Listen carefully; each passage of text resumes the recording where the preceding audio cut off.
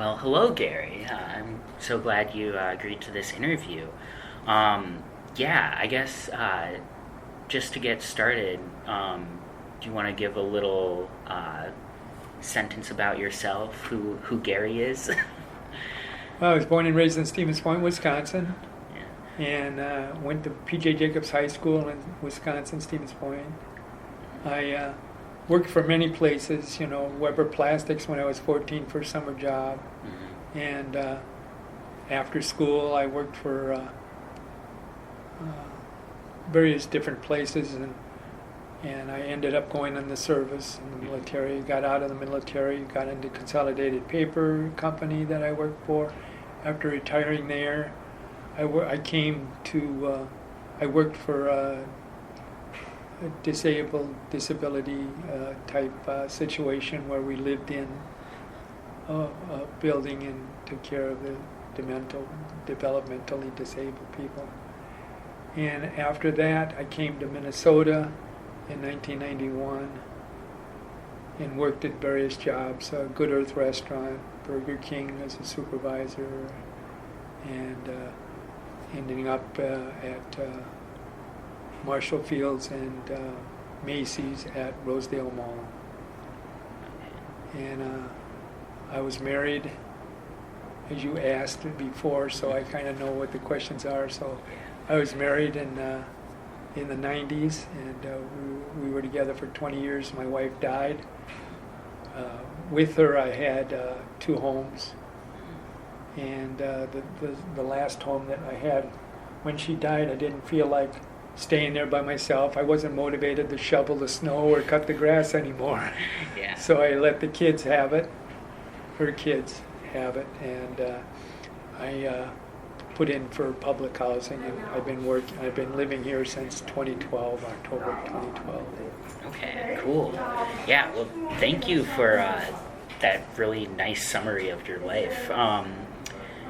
Yeah, so I like to, get a little focus. I mean, what was it like growing up in Stevens Point? Oh, great. Yeah. Nice, sunny, good memories. It's a small town, only 28,000 people. Okay, yeah. About 10 times less than in St. Paul, 280,000 or more, But, oh, yeah, a lot of good memories. I was an only child, had no siblings, but a lot of good memories, and my parents exposed me to many different things. And as I look back on that now, I see how much even more they were about letting me go and being free, and yet, watching out after me too and being careful, but not overly protective, exposing me and experiencing different things so that I could learn. Yeah, like what were some of the things they exposed you to? Well, my dad encouraged me to go to Woodstock. Oh, wow. And the Iowa Rock Festival. Okay. He was a drummer. He was in many different bands and groups. And I never even thought about it, but he encouraged me to do that. So he took me to Iowa Rock Festival in Iowa, Wisconsin. And he drove me in the car there.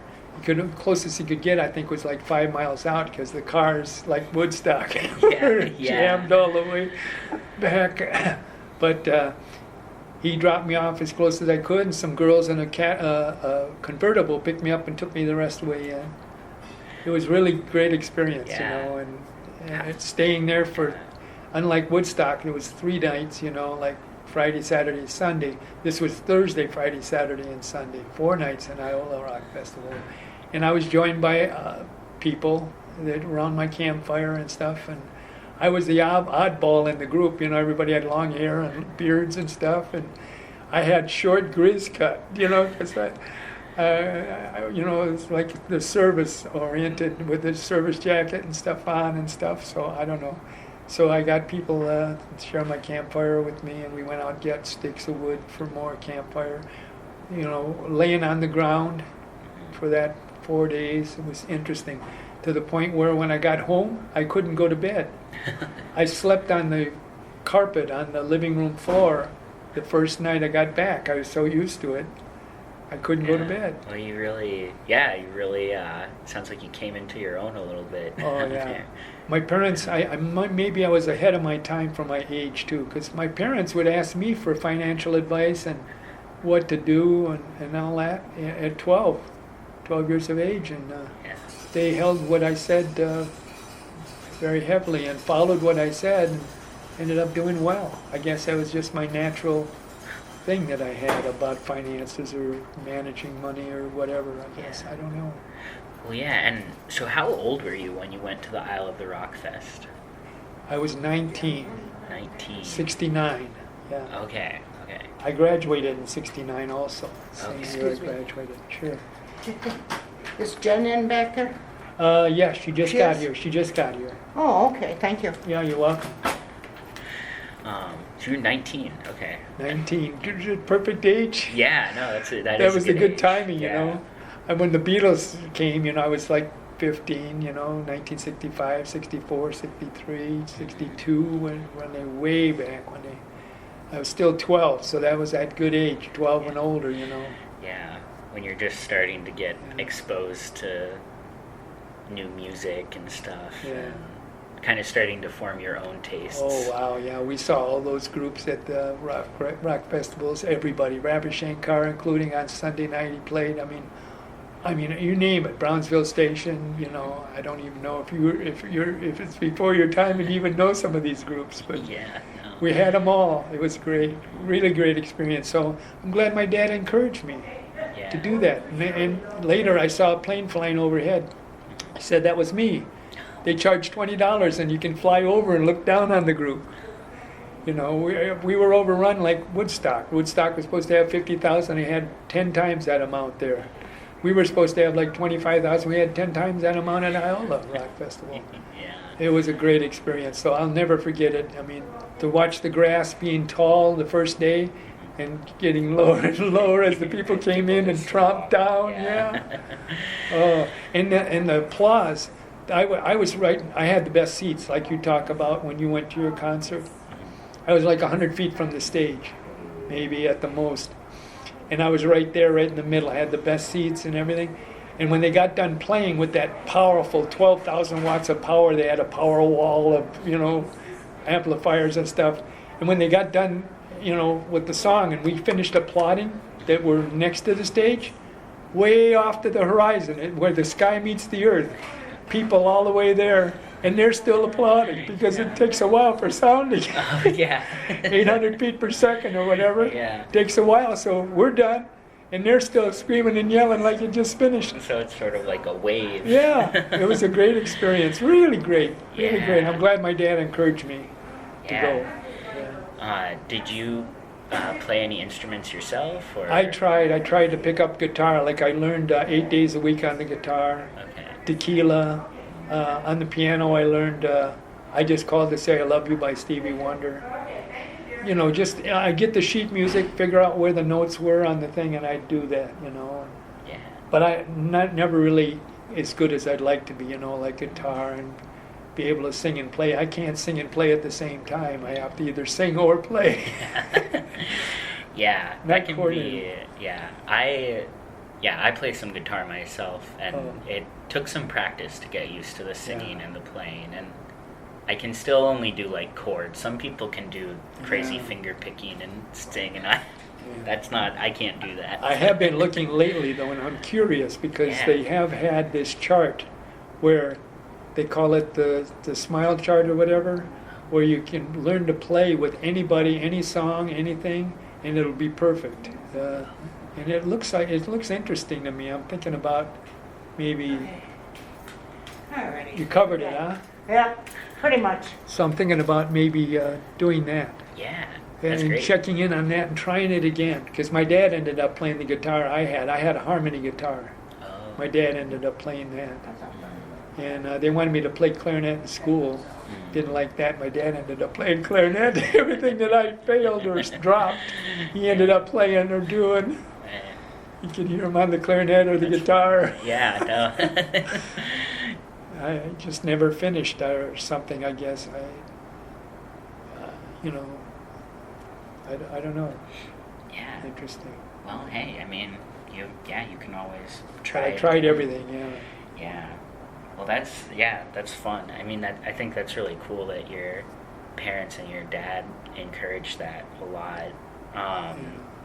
Yeah. I mean, you wouldn't think a parent's going to encourage you to go to a rock festival. Yeah, but But he did, and they Yeah. did, and they exposed me to so many different things. I mean, we traveled all our life too. I would even traveled in my mother when I was in the womb, you know. yeah. So I've been traveling since I've been in the womb, and we traveled a lot of places, saw a lot of different cultures and customs, Yeah. and it was great. They really gave me a great life, and Yeah. I loved them to know that that was the case. If I ever Yeah. see them again, I I'm sure. want to say, Well, hey, Mom and Dad, thank you so for everything. You Yeah. were great. What were some of the places? Do you remember a particular trip they took you We on? went all over the United States. Mhm. I've been to all 50 states 2 or 3 times. But the first time that we went, the big thing was the first time we lived in Stevens Point, Wisconsin, right next to the train depot. So we could take the train. We just left our house, closed it, shut it down, and walked right to the train depot from our place, when we took a train out to Utah and California and stuff. And on the way, I met other children, and I learned to play Indian poker. They taught me Indian poker and stuff, and we became such close friends in that short period of time on the train being together, that when they were getting off at Truckee, there were a couple of them getting off at Truckee, I was in tears. Like I knew them for years and like they died or something. I mean, that's how close we got in that short a period Well, of time. this is like before cell phones, so like, Oh, how yeah. are you gonna like see them again? You know? I know, yeah. You can't add them on Facebook or something. So we enjoyed the time we had. We sat up in the tourist car, you know, with the windows up there. That's where we played our games and stuff. And I met them, and we had a great time. And then I remember California. Boy, California is a lot lower elevation than Wisconsin, so I was a little more energetic. You Had a know, little more a oxygen. little more oxygen. I was leaping over railings and stuff. I was jumping over them. And we went to farmers markets, CBS studios, Disneyland, you know. That's my first time trip to Disneyland. And Utah, going through Utah, the Continental Divide on the train, it's all a great experience I had. We went to, you know, we went to Grand Canyon. We went to Florida a few times, you know, just about everywhere. A lot of good memories. A lot of good memories. Yeah. Well, yeah. So you were taking Amtrak. Yeah, Amtrak. We were mainly taking Amtrak, and then later we took the bus. Oh. Took the long, slow bus down to Colorado Springs or Grand Canyon. We were on the bus then. We took the bus. So yeah, no planes. I can't ever remember you trying a plane. We either took the train or the bus when we traveled. Yeah. Well, yeah. If it's if you have a station near you or something, it's really easy to hop on a bus or Yeah. a train. So Yeah. that's nice. But We did have a nice bus station there too in Stevens Point. Little town, but we had a lot of stuff. yeah. We still do to today. But yeah, you're bringing me back into a lot of good memories. No, I'm glad you had good memories. Yeah. Do you did you have any like close friends in Stevens Point or people? Yes. Yeah. David Valkowski was my closest friend. I met him in the 6th grade when we were 11 years old. How I met him was we'd go out for recess and we'd play our football or basketball games or whatever, and I noticed him leaning against the pole by the door by himself with his hands in his pockets. And I thought, boy, you know, that attracted me right away, that he was by himself and he, you know, didn't partake in our stuff. So I went over and introduced, and I got him to come and shoot some baskets, you know. I'd throw the ball and shoot some baskets, and we started talking, and we started fantasizing about maybe we'll travel together later. And we did. We grew up together. He's been my friend for 63 years now. And we never got in cliques at school, you know, with the cliques that they have. We were both kind of standoffish from the cliques. And maybe that's good because we didn't get in trouble. We might have been in trouble or dead. Who knows, you know, what could happen. But yeah, we traveled to Florida together in California, and we were at Disney World in Florida, and we saw the It's a Small World After All kind of thing that we toured through, and we saw this Mexican display in there. And we got turned on. I said, Dave, what do you think about going to Mexico next year? Yeah. So we ended up going to Cancun, Mexico, and went to Merida and visited the 7 pools and all over the place, you know, in Mexico. And we had a good time there, too. Chichen Itza, we visited the old ruins there from the Incas and Chichen Itza. So, yeah, he just called me a Tuesday, August 13th. It was my birthday. Oh, And he wished me a happy birthday. Yeah, thank you. He wished me a happy birthday and said, oh, you're still alive? Yeah, you're still alive. We joked with each other. Said, you're going to outlive me. No, you're going to outlive me. We're arguing with each other about, you're going to outlive me more than I'm going to. And they, no, you're going to beat me, you know. So it's nice to hear his voice, and we talk on a regular basis. If I don't call him, he'll call me or whatever. So, and he's back in Stevens Point yet. You know, he's living there. And I visited him, and he came here and visited me, stuff like that. So Nice. Yeah. another good memory. Yeah, it's Good really, stuff. Yeah, it's cool having friends like that you just, Oh yeah, good friends. Yeah. You know, I liked Simon and Garfunkel. Sorry to interrupt you guys. Do you have a pen by any chance I could use to make a list? Thank you. I appreciate you guys. Sorry to interrupt. No worries. Yeah. So, do you have another pen? Yeah. Because yeah, if you don't, I got one for you. I brought one just to make sure. I have so many pens. Good, good. As long as they work. Yeah. But what was I talking about?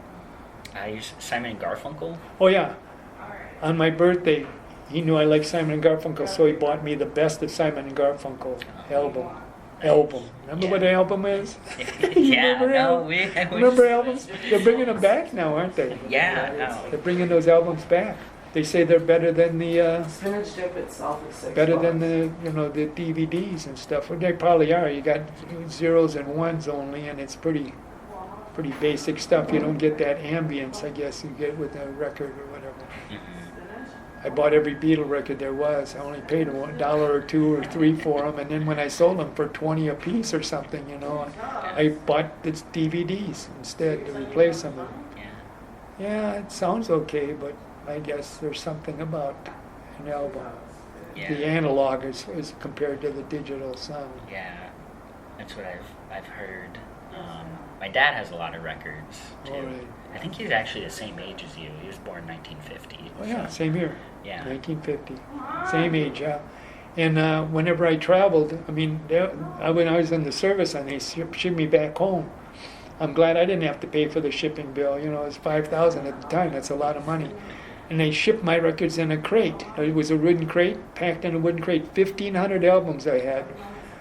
and they put them on the front lawns. Fortunately, it was good weather. Yeah. So I took them and I put it, worked through them, and then took them into the house and stuff, and brought them in to my parents' place when I got out of the service.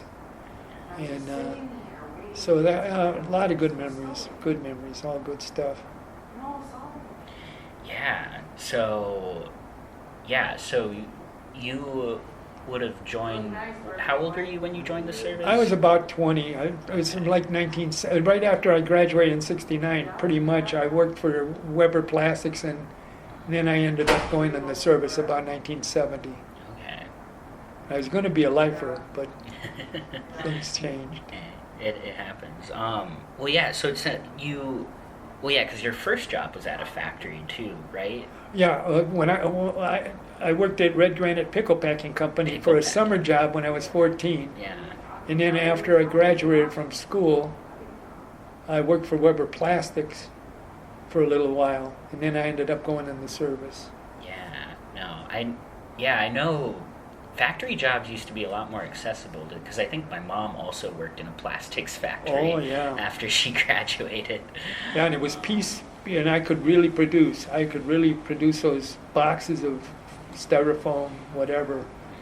And I could produce a lot of them and mark it on the box. And you got paid for that. You know, the more you produced, the more you got paid. I was the biggest producer there. Yeah. I love production. Yeah. When I worked at Consolidated Papers, or even, at night I'd be so tired, but I produced so much and did so much. And when my head hit the pillow, I'd be out, and I'd sleep well. And then Burger King, we had people around the block, and we'd had our aces in their places, so to speak, for lunch. and they'd come through. I'd take their orders, give them their change, and in 3 minutes they'd have their food, and we worked through that crowd so fast. We produced. I love production. Yeah. Production. Did that did that start with the pickle factory? Do you think that sort of... Right, they made me the head of the line when I was 14 at the pickle factory. Where it's got a tumbler type of thing, and it falls into the glass jars, and then they're topped and put juice in there, and then boxed and things like that. So I made a whole $56 a week when I was 14. That's big money. Yeah. Yeah, back then. $56 a week, man, I was rich. Yeah, no. Yeah. Yeah, did you, how would you say, like, having those jobs sort of helped you, I don't know, like, achieve more of what you wanted? Yeah. Well, I really appreciate the independence. I had to walk all the way to school, which is a mile away. And I had to be there real early in the morning because the bus left like 6 o'clock. So I'd go to bed like 7:30 the night before at the latest, get up at 5, get ready, walk all the way to school. My P.J. Gubbs High School is where the bus picked us up and took us to Red Granite, Wisconsin, where we'd worked in the pickle factory. And it was really, really interesting, being independent and making my own money and everything. And yeah, that was really good. Plus, there were some cute girls on the bus on the way back that I could appreciate. Very motivating. Yeah. Did you ever talk to any of them? Sometimes, you just think, oh, they're too much for me. I mean, they're too good for me, or I'm not good enough. I'm not in their class. So a lot of times you're shy. But if they come up and talk to you, then you respond. Yes. Yeah. So that's what I got used to later. A lot of women came to me, and then I turned and responded to them. So I never had to chase because they came to me, and that's nice. Which was nice. Yeah. Took the load off of my shoulders. Being embarrassed, or do I go over there and say something to her? Do I get rejected? Rejection stuff. Yeah, but if they come to you, then there you go. You must have been doing something right. Oh yeah, something. Yeah. So, so it sounds like you started work pretty soon after high school, and then went to the service. Did you go to college? I forget if you. No, I didn't go to college. I went to DeVry Institute of Technology. Okay. It was in Wisconsin, in Chicago, Illinois. DeVry Institute of Technology. It was for electronics. My electricity teacher in high school recommended me to go there. So I could go to Arizona or I could go to Illinois. And they told me that if you go to Arizona, it'd be hard to get a job in Arizona. It'd be a lot easier going to Chicago. So I went to Chicago. I lived in Chicago and worked in Chicago at Marshall Fields. And I went to school, DeVry Institute of Technology for school. Okay. Yeah. What was it like living in Chicago? Great. So all the different sections of town that I walked through, and I was protected, it seemed like. I mean, I know there now, especially, there's a lot of stuff going on there, but I walked everywhere, and I walked down dark alleys and everything, I was so naive. Yeah. I was so naive, I never thought of any danger or anything that there could be possible, and I never got attacked or had any problems, so yeah. I never learned the lesson. But when I went back years later with my wife, and we're staying at the Lincoln Hotel, and I'm going to take her places that I went to, Conquistador Restaurant, and Ripley's Believe It or Not, and on Wells Street and all of this. I was going to show her that. We walked about a block or two from our hotel, saw suspicious people everywhere, and thought, we better go back. So we turned around and went back. So we were no longer naive. We were, yeah. When we were older, we were going, I don't know, this doesn't feel right. We turned around and went back. I didn't end up showing her what I used to go to at all times of the night, and never had a problem. Yeah. Yeah. Well, what do you, have any memories of when you were walking around Chicago, like a specific place you really liked going, or? Well, I worked at, I also went to the YMCA there, and I enjoyed that, going to the YMCA. had a lot of energy, which seems to be waning now, but when I had so much then. So I went to the YMCA.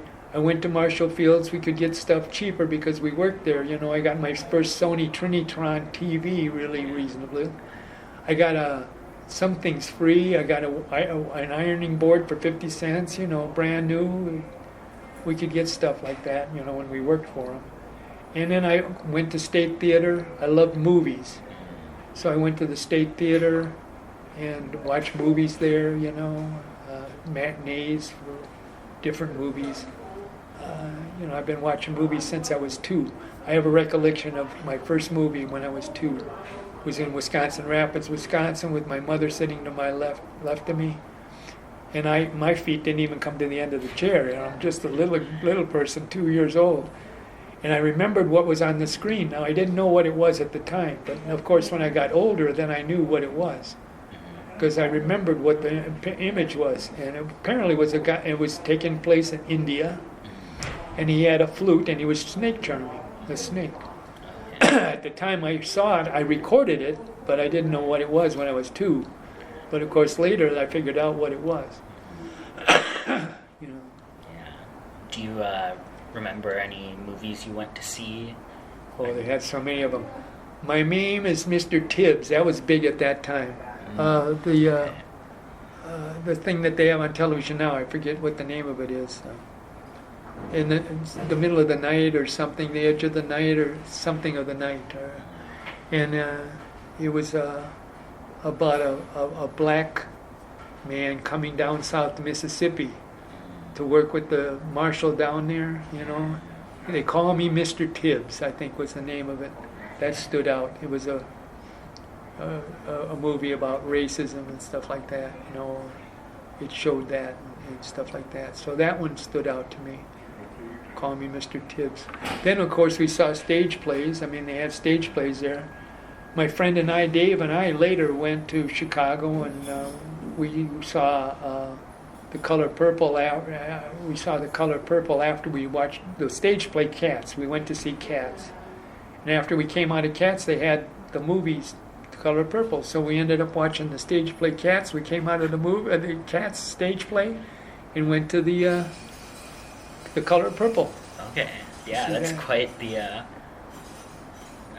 kind of 2 different experiences, but fun to see them back. We took then. advantage of anything that we came on, Yeah. and whatever we saw, That's fun. So to this day, if I ever go to Chicago, I go to visit Marshall Fields where I used to work and go up all the way to the top floor and look down because that's a good drop. Yeah. And reminisce and see what's changed there and what hasn't changed. The old State Theater and the other places that were there. I like doing it in town here too, if I get the chance to see the changes that are going on, things like that. Yeah, and I guess I'm curious, so, you said when you were living there you were a little more naive and you went back and you weren't so naive anymore. What do you think, was there anything specific that changed that between those times, or what? Well, like I said, I went everywhere. I had no problems when I was 19, 20 years old, and I never had a problem. The one time I was going to have a problem, I'll tell you what happened. It was like there were things set up for me to protect me there. I was going to go to the Natural History Museum on the south side. I took the bus, and I was going to get down, come out, and walk across the park to go to the bus. To go to the Natural History Museum. There was a black man down at the door, sitting on a chair, just sitting there. Says, "Where are you going, son?"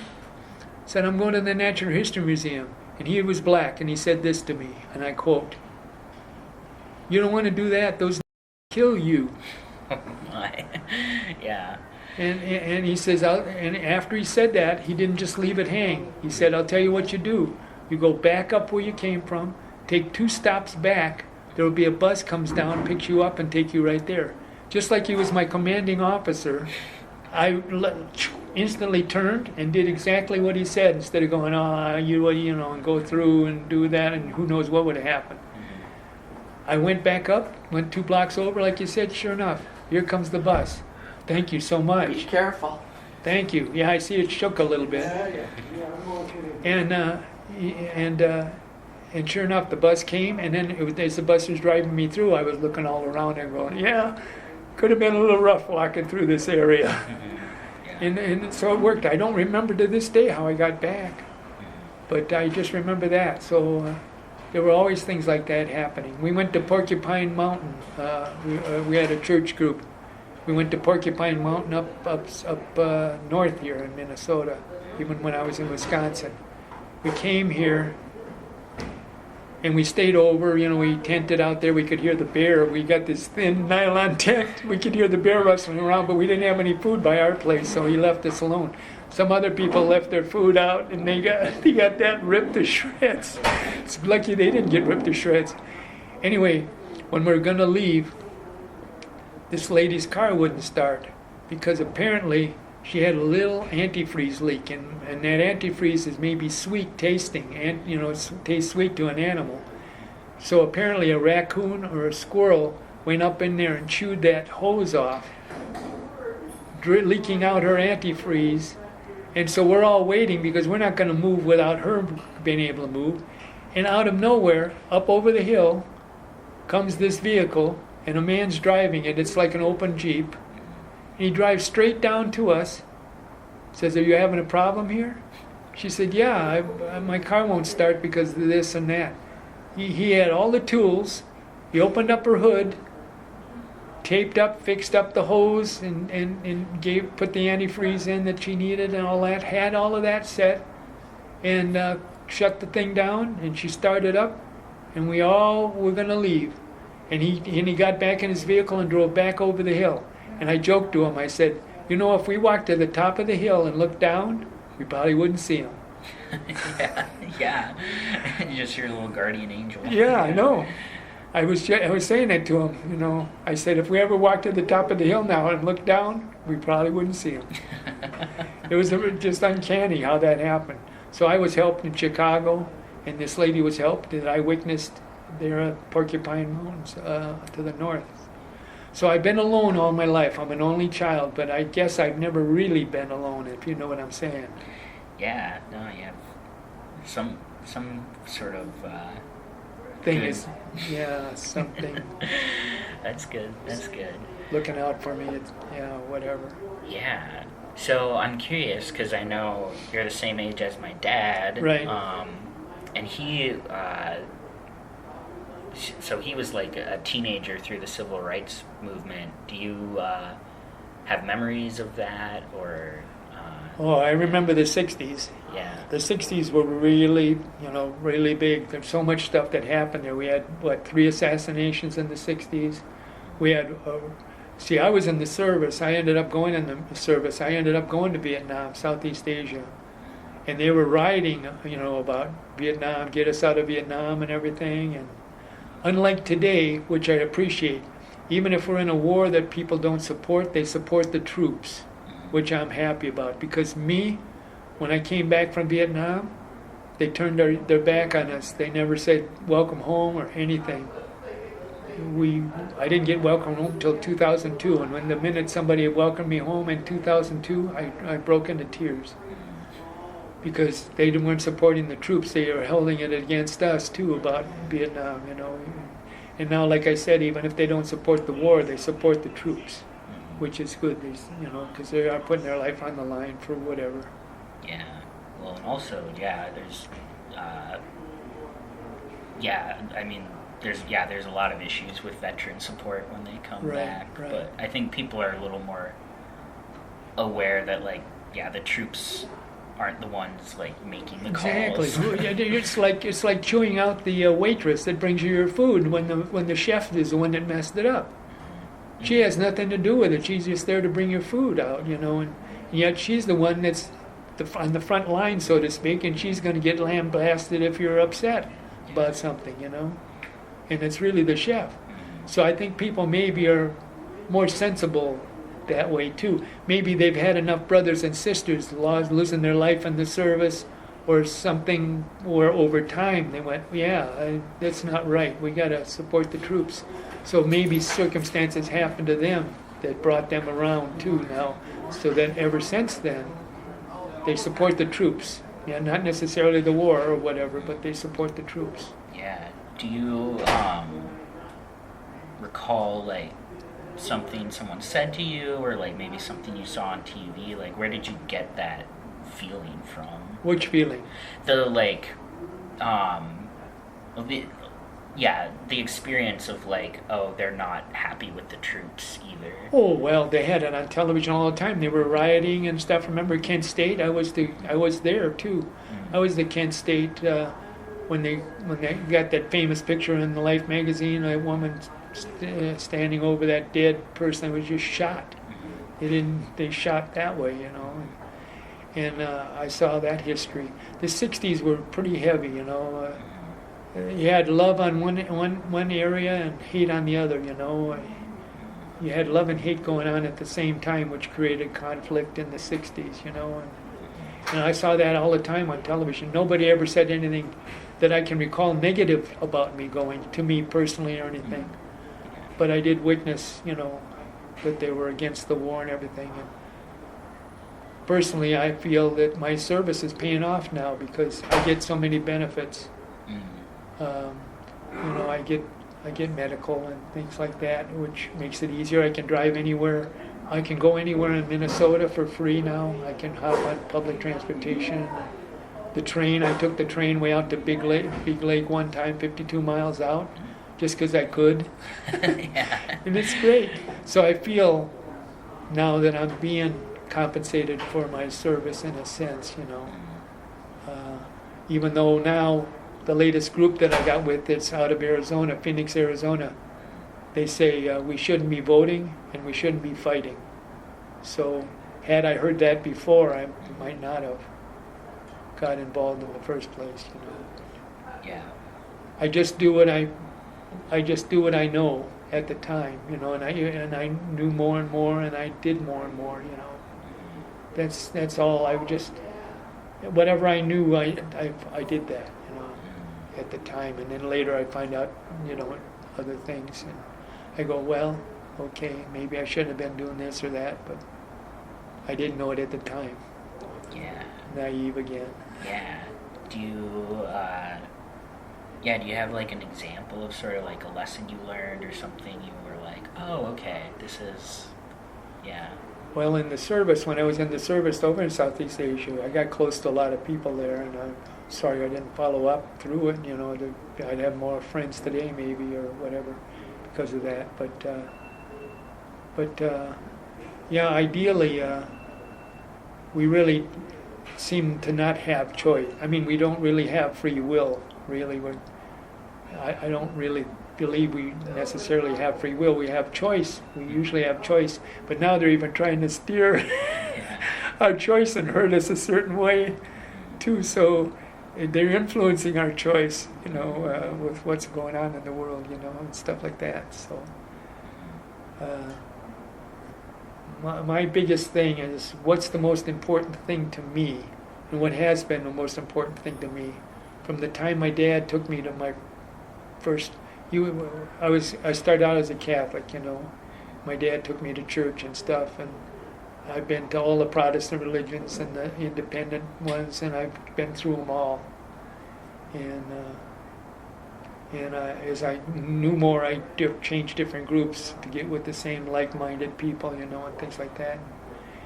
My thing is, the thing that seems to be the most important thing to me, and always has been, and I'm trying to focus on that, is my relationship with my Heavenly Father. You know, like I in 1986, one of the groups I was with, they gave me a round to it. It's called a round to it, and I've had it ever since. Boy, how many years is that now? 86, 14, 38 years. This is the round to it. Okay. Yeah, I see. And like, I'll get around to it. Okay, you know, yeah. that kind of thing. That's a kind of a play on words. This is around to it. Yeah. Like, I'll get around to it. And this is Matthew 6:33. seek ye first the kingdom of God and His righteousness, and everything else will be added unto you. So that's been my focus, and I've been blessed so much in everything. I have too much stuff, always too much stuff. I gave up all my stuff away about 4 times, and I get more stuff. Yeah. You know, Well, there's So- more stuff to give away. that's true. Yeah. People who really could use it. Yeah, that'd be great. So I got more stuff, so I can give more stuff. You're right. Yeah, I give it out of my abundance. Yeah. It's sure better than giving out of a lack of abundance where you're needing money or whatever or something, you know. So Yeah. No. yeah. Yeah. So it's always been a spiritual thing with me, Okay. you know. That depth, you know. At the same time, physically, I feel like I'm lazy, especially when I run out of energy. I don't have the energy I used to have, so it's a lot easier for me to sit down and learn things than do them necessarily, you know, because my energy level seems to be a lot less than it used to be. Yeah. Especially after I had some operations. I was doing 6 days a week exercise, and I was doing fine. My heart rate was down in the 50s. Yeah. But since I had my operations, I was restricted. I couldn't exercise for a week. I couldn't lift anything over 10 pounds. That was killing me. Yeah. And now I'm trying to recover from that, trying to get back to that health if I can. You know, right now my heart's constantly in the 60s again. So Yeah. So yeah, you're a very active guy. It sounds like being active. well, I have to be. Yeah. When I worked at Consolidated Papers, I got a lot of exercise. When I worked at Macy's or Marshall Fields, I got a lot of exercise. I didn't have to do anything extra. My job kept me in shape, and it kept my car in shape.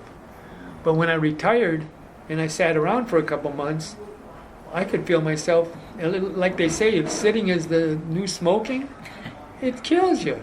If you don't move, you'll die. You got to move. So I knew I had to exercise, so at least to maintain a base level. So I thought I'm going to exercise a minimum of 3 days a week, and I have, and up to 6, like I said, as many as 6. If the heart rate keeps being in the 50s, I exercise. But I always take off like Saturday. No matter what, I got 1 day off a week, you know, and so I don't know where I was going with that, but exercise. I don't know. I lost. Well, yeah, lost the, but just you're very active. It oh, sounds like, yeah, very active. You were saying, yeah. I have to maintain a minimum stuff because my job used to keep me in shape, but now that I've retired, I need to do something of my own. Like I was going to get at my car, even after a couple months of not going back and forth to work regularly. Yeah. It was the middle of summer, and I turned the key and went, whoa, whoa, whoa. I'm going, whoa. Yeah. It's like it's acting like it's winter. So even the car, when it didn't get its exercise and its workout, Yeah. just sat there and it started dying too. Yeah. No. So, well, I know because this is how we met, but you volunteer a lot for Hamlin Midway Coalition and also Midway Elders. So Correct. It sounds like those are two things that keep you active. Are right near now. and dear to my heart, right? Yeah. But a nice thing about COVID was we could go Zoom, you know, and stuff. And now that I've been Zooming, it's easier to Zoom than it is to go to these places, to the meetings. Yeah. I'm going to have to start to get into that pattern again because taking the bus, you know, walking to the bus and walking here and there. Before COVID hit, we had all these art festivals and festivals to go to and everything. And I used to go to those all the time. Polish Fest, Irish Fest. I used to go to all of them. And it kept me in shape and kept me moving and kept me going. Well, after almost 3 years of just sitting in my room like I was in prison, not being able to communicate, having to keep our distance, all that, it was killing me. And now, at least they had, online, came, so we could still do the meetings and stuff like that online and not miss that. But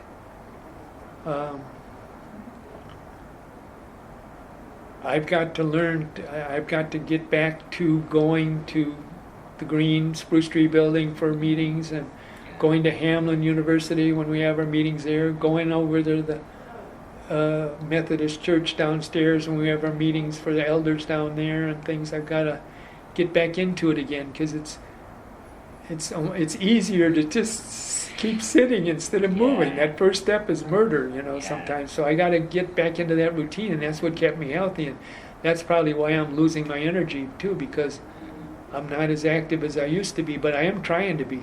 In 2 months, June and July alone, I've had 4 ice cream socials Wow. that I went to, and one of them at least. Yeah. If not I two. think I went to 2 of them. Yeah, the elders and the coalition, you probably went to those, but there Yeah. were 2 other ones that I went to besides those. So 4 of them, and 4 picnics.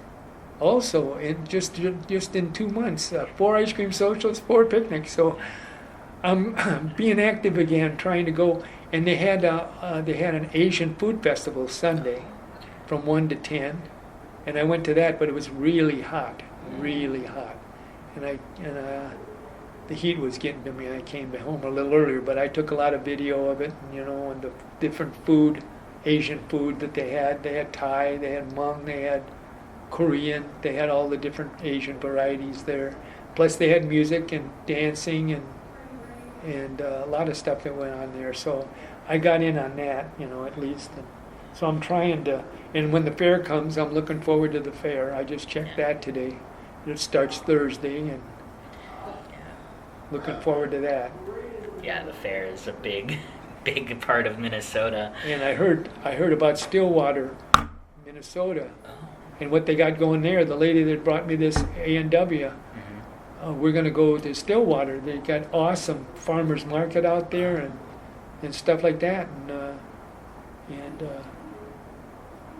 and I'm looking forward to that. They've been a couple times already and told me what they have there, and I want to at least see it. I'm so excited about it. I want to at least see it. And she's going to go tomorrow. She's going to go to the Hubbard and Snelling food shelf.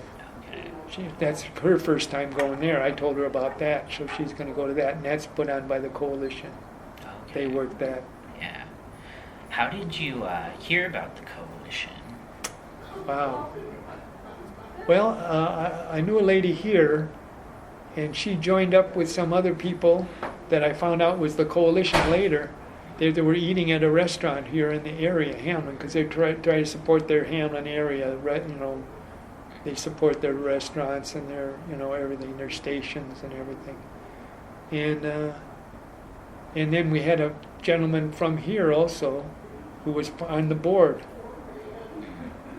And I thought I'd like to get in on that too.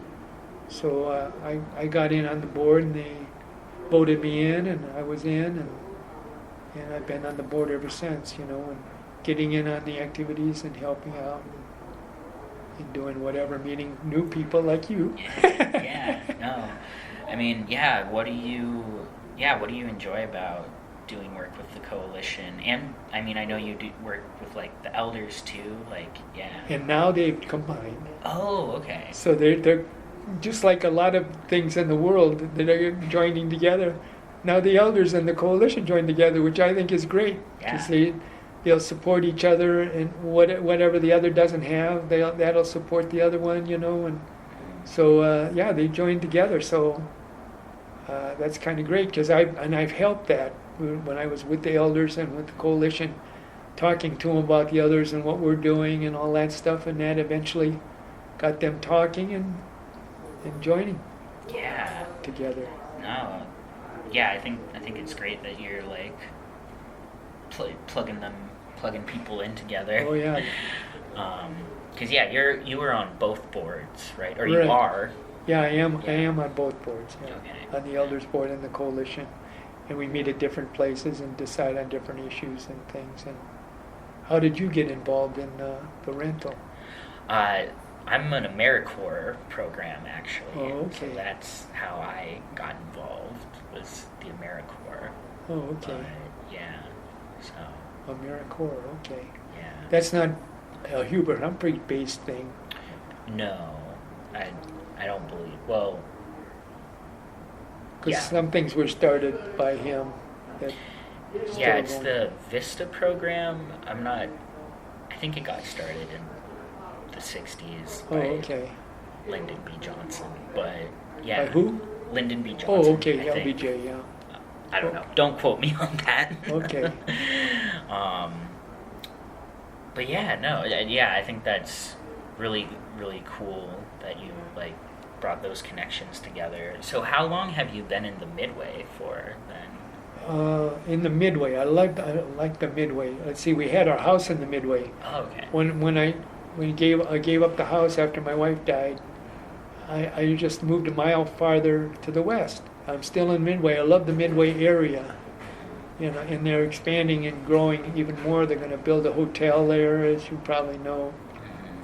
They've already got the playground built, and they're doing other things there. They got the stadium. They have a meal truck that comes there on Fridays. Give you a good taco Yeah. meal. Is it Shelby's Table? Yes. Yeah. Yeah. They're really cool. Good food. Good stuff. Yeah. And yeah, they get around too. So there's a lot of these programs, and just overwhelmed. I couldn't believe when COVID hit that we weren't going to run out of food, but it just kept coming. The stuff kept coming. We had so much food. I thought we were going to run out. And now with the flooding and destroying crops and stuff, you got to think eventually something's got to give. But we seem to have so much. Yeah. Well, there's a lot of, I know in the Midway there's a lot of sort of food distribution from community gardens and stuff like Right. that, so that's really cool. Yeah. Do you want to talk a little bit more about like the food that you got during COVID? Like, Oh man. yeah. Well, we have community meals. When you're over 60 years old in my building, you have a community meal. That was once a day for 5 days a week. Oh, yeah. And that kept you from starving if you know. And now, and when COVID hit, that was even more of a blessing because we get 7 meals, including the Saturday and the Sunday meal, from Optage meals. Yeah. What's Optage? Optage. Boy, you'll have to probably cheat to find out what Optage means. Okay. But it's a food service program for elderly people Okay. that they deliver. It's like home on, what is it? Something on wheels? Oh. Meals on Wheels? Meals on Wheels. It's something yeah. like that. Okay. There's so many different groups. There's Meals on Wheels. There's Farmers Market or something they deliver to. I mean, there's so many different things I noticed laying around that are delivered here of other food programs. So I was blessed with that type of meal. I'm not a cook. Now, when I really get hungry and bad, I can get some spaghetti out. I can boil it up. I can open a can of tomato sauce and pour that on there, and I can eat that. You know, that's about as good as I can do, and I'm so proud I can do that. You know, Hey, because I got that's hungry great. enough. You know, I started experimenting. You know, and seeing what I could do. But these Optage meals are complete meals, and you just put them in the microwave, or in my case, toaster oven, and heat them up in 30 minutes. I put them on 30 minutes, heat them all up, and eat them. You know, I can do that. Yeah. Sounds like that's a really been a really great resource for you too. Yeah, it is. Yeah. It is, and it hasn't stopped. Even though they have meals now started up in here, you have your choice. You can eat your community meals in here, or you can still get Optage. And I still like the Optage meals. That's great. Saves a lot of money. Yeah, I bet. I mean, look how expensive it is out there for a meal now. So it's just a blessing again. But I'm thinking in my mind, how long can this stand and last, especially with the world conditions going on and things like that? Can we keep this food production up? I mean, are we that well ahead, you know? But Yeah. I didn't think, you know, I mean, look at how much gas we still get out of the ground. I mean, I thought we were going to run out of that. Yeah. But it just keeps coming. So, wow, I mean, it's amazing, the abundance. Mhm. But if we ever do get shorted, there's going to be a lot of chaos and problems. I mean, if we do run out of food or whatever, Yeah. it's going to be trouble. Yeah. It sounds like you think about that a lot. Oh yeah, yeah. I'm thinking in the next 3.5 years that could happen. Mm. I'm telling you that now so you can Yeah. know that. Yeah. Well, it's it's nice that you bring it up because I think in the Midway there are a lot of, like I was saying, programs and Yeah, stuff. So there are. I think It's that's going to be wonderful. huge if there are food shortages. Yeah. And I liked the Midway before, and I didn't even know they had all this stuff going on. And I just liked the Midway. You know, the location. This is an ideal location. You know, it's in between everything. You know, I had the opportunity to move anywhere in the United States I needed or wanted to move. I studied the owner and the tenant sides of it, and I told you about that, what I found in the past, which was interesting. Yeah. And I checked every area, you know, and you're 6 blocks away, you know, to get to something or whatever. And I saw us here, and we're right in the middle. We got all the stuff right around us. And so this is a really good location. Yeah. And things aren't shutting down here like they are in the Midway, you know, down in the university and stuff like that. They seem to be open up even more, you know. So we're keeping Hamlin going. It's great. I love Hamlin, and I'm staying in Hamlin. Yeah. So that speaks for Hamlin. When I had a choice to go anywhere I was even checking the world. Yeah. Well, I mean, yeah, you're someone who's traveled all over Yeah. the country, so. And it was good times to travel then. Now you can see the chaos at the airports and things Yeah. and what's happening in all over the world. They're still trying to get tourists to come, but you hear about the fires, you hear about the riots, you hear about whatever, but they still want that tourist money. So they're still advertising on television. But now I think about travel and I'm going, I wonder, you know, do I really want to go here or do I really want to go there? I'll just sit and watch. I can go anywhere in the world on my TV now. Yeah. So I've been to Jerusalem, I've been to, you know, Egypt, I've been to, you know, all over the place on my TV. Yeah. So that's a lot safer. Yeah. Well, And cheaper. yes, a lot cheaper too. Oh, my friend went to Florida. I couldn't believe it. He was just in Florida for a week. $4,500. I mean, the hotels now, we used to get them for $30 to $50 a night.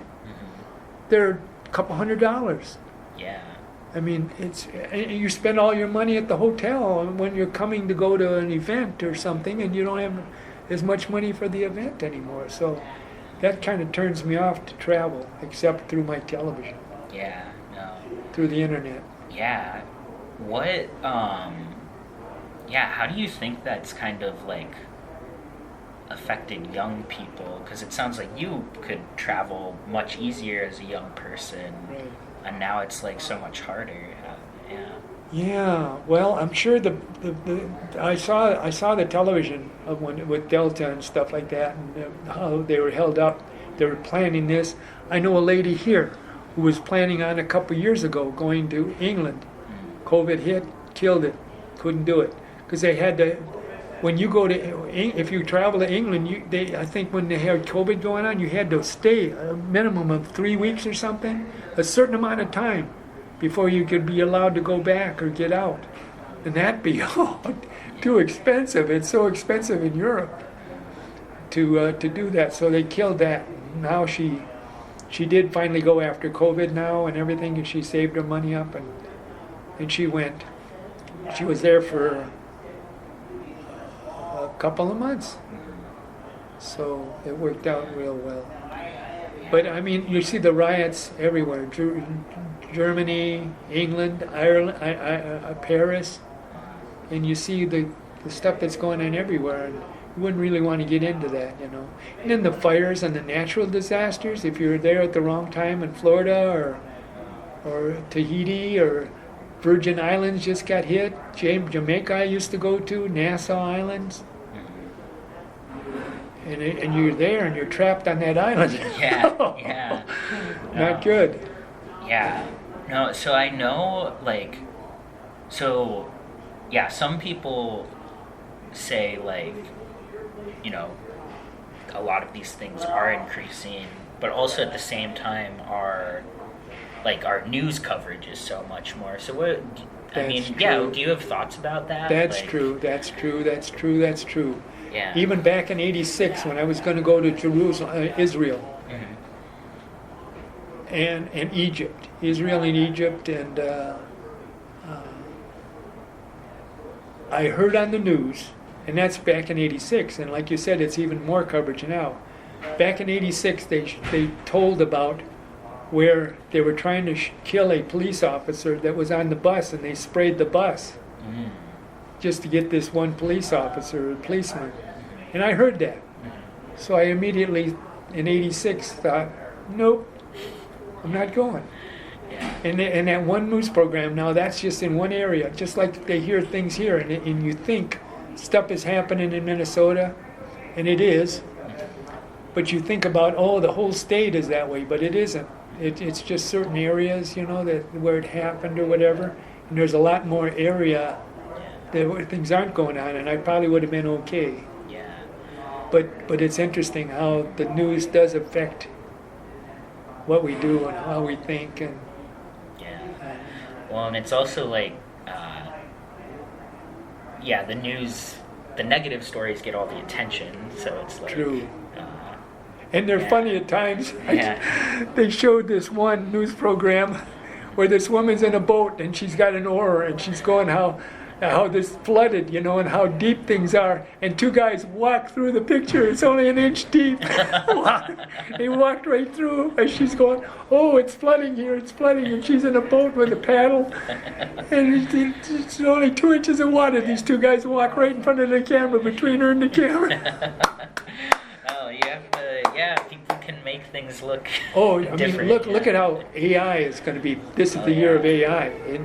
It's going to be crazy. This election and everything, you may be seeing and hearing things that they didn't actually see and say. You know. Yeah. No, it's. You know, you don't know what's real. You have to question everything now. Yeah, it's. Hey, bud, how you doing? Good. How you doing? Good to see you.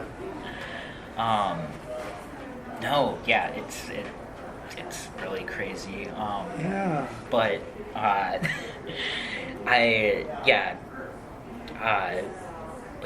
I'm curious too now, because I think we've covered a lot of sort of who you are and stuff, of like what your experience living different places, owning a house versus renting. I assume, did you rent places out of college, or sorry, you didn't go to college, but out of the service, or like, what was your experience? When we lived in Spain, I lived in Southeast Asia. I had barracks in Southeast Asia. In Spain, we had our own housing that the government provided for us. So that was provided housing. I don't recall paying for that at all. That was government provided. And when we were up in Gwinn, Michigan, at another base up there, we had housing there. That housing we paid for. We lived in an A-frame for a while, A-frame house, and just the two of us. And my daughter, we potty trained her in the A-frame house. I remember that.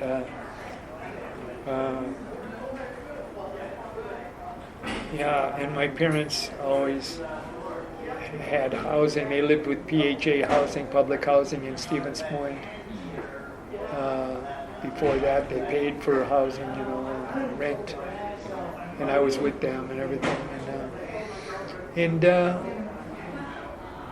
right now, when I had that opportunity to move anywhere, I've decided this is the best place to stay, because I didn't want to jump from the frying pan into the fire, so to speak. Not that this is a frying pan necessarily, but I saw and studied the tenant and the owner from the tenant and owner standpoint. I saw that the corporations were supposed to have a 3% cap on raising rents, but the corporations were getting an exemption and raising the rent as much as 15% a year. And I saw stuff like that happening. I thought, I don't want to go over there and move, go to all this trouble and move and go over there and not have the benefits that I have here. And on top of it, all of a sudden, after a year or two, I can't afford the rent anymore. And I'm back out on the street, and I can't come back here. Once you leave public housing, you can't come back. Yeah. And Yeah. so here, we pay the rent. We don't. Everywhere else they charged you for rent and electric minimum. Okay. Here we're just paying for rent now. We used to pay $6 a month for electric. They took that away. Yeah. And could we just back up and give a Oh, little sure. bit of context? Like, where are you living now, and because it's where we are right now. Right, I'm living in Hamlin High Rise now in St. Paul. Mhm. It's public housing, Okay. and they charge 30% of your money that you make, your gross money, whatever, 30%, which makes a livable amount left, 70% to live on, as opposed to other places where people are paying as much as 50 or more percent, which cuts into their other bills, and they have to make choices. Older people too, especially if they have medication, and they have to pay the rent or whatever. They have to make choices. Let's see, do I give them my medication or struggle with the rent or whatever? So this is a blessing. Public housing, I believe, is a blessing in that sense that they allow us to have a livable income, even if you're extremely low. There's three types of income, low income. There's low income, very low income, and extremely low income. Okay.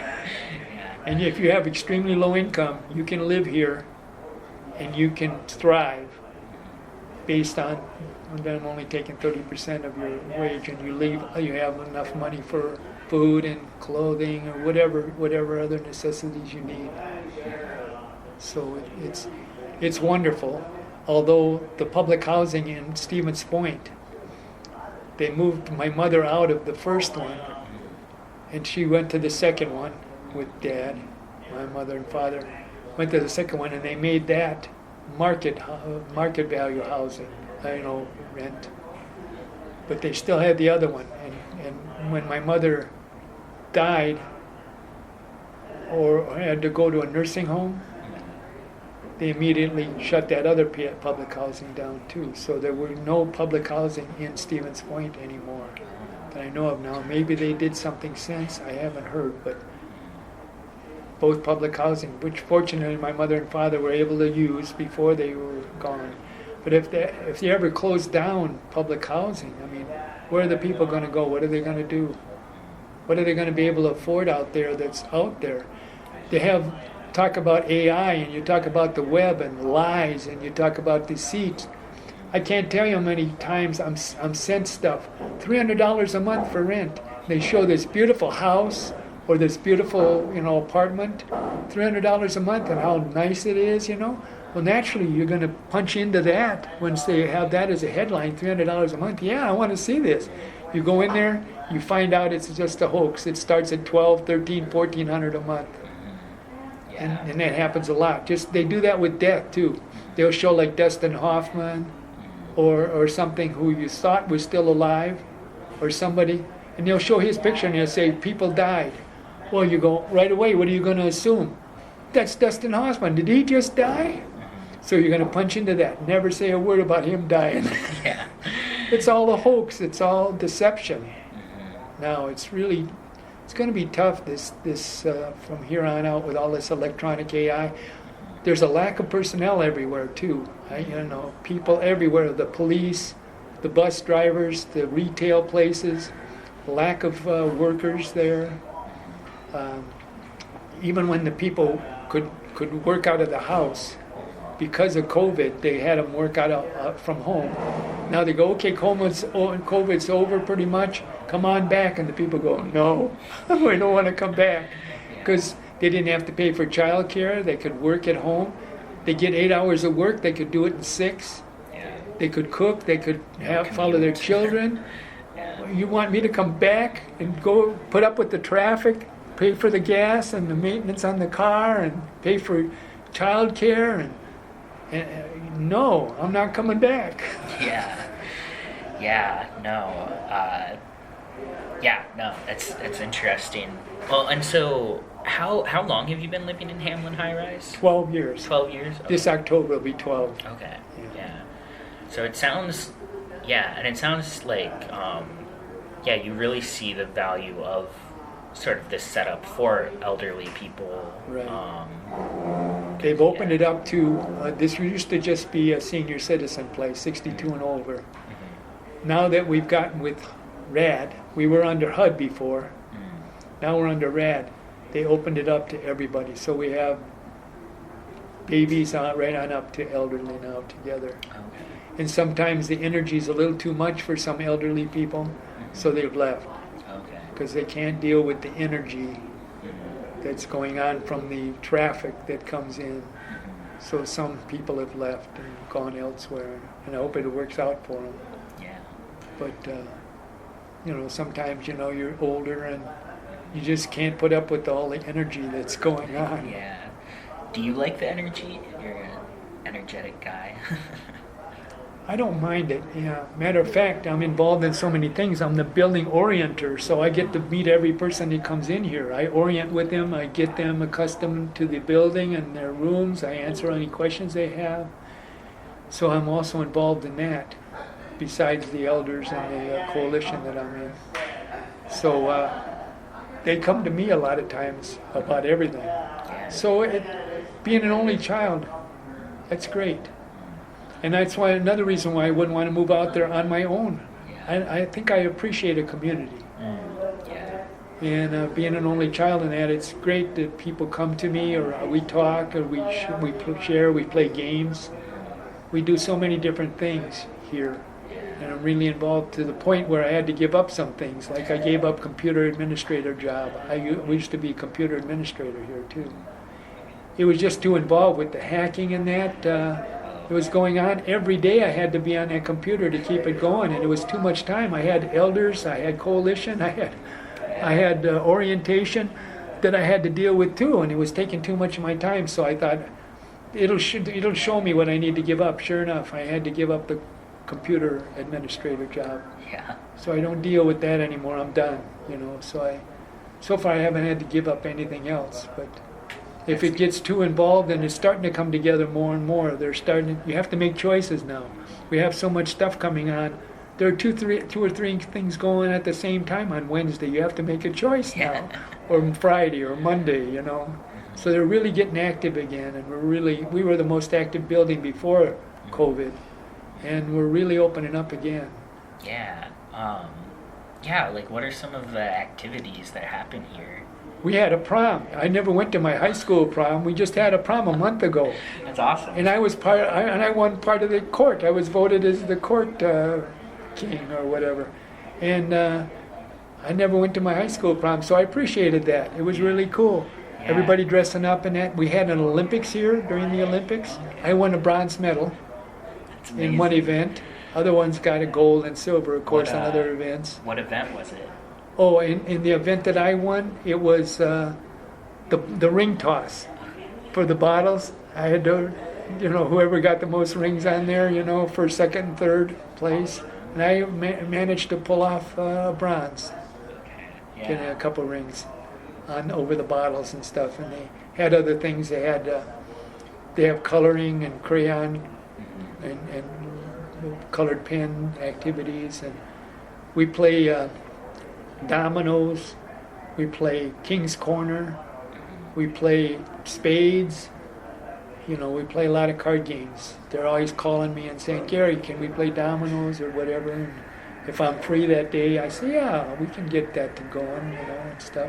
It's kind of a casual thing even on other days. Yeah, who's they? Is that like a group of neighbors? The people who live here, yeah. They're old and young alike. One is called Jimmy, and he's in his 60s. And another one's John. He's my neighbor up on 13. And or we have another one called Sue. She visits with her sister on Wednesday. But on Monday or Friday, I can say, bring your stuff. She's got She's got her dominoes, she's got her cards and stuff. Then we had another one called Allie who comes in. We have OTs, occupational therapists come in here, and other therapists, and other things, doing different things. Wilder, this is an assisted living building too for people that need it.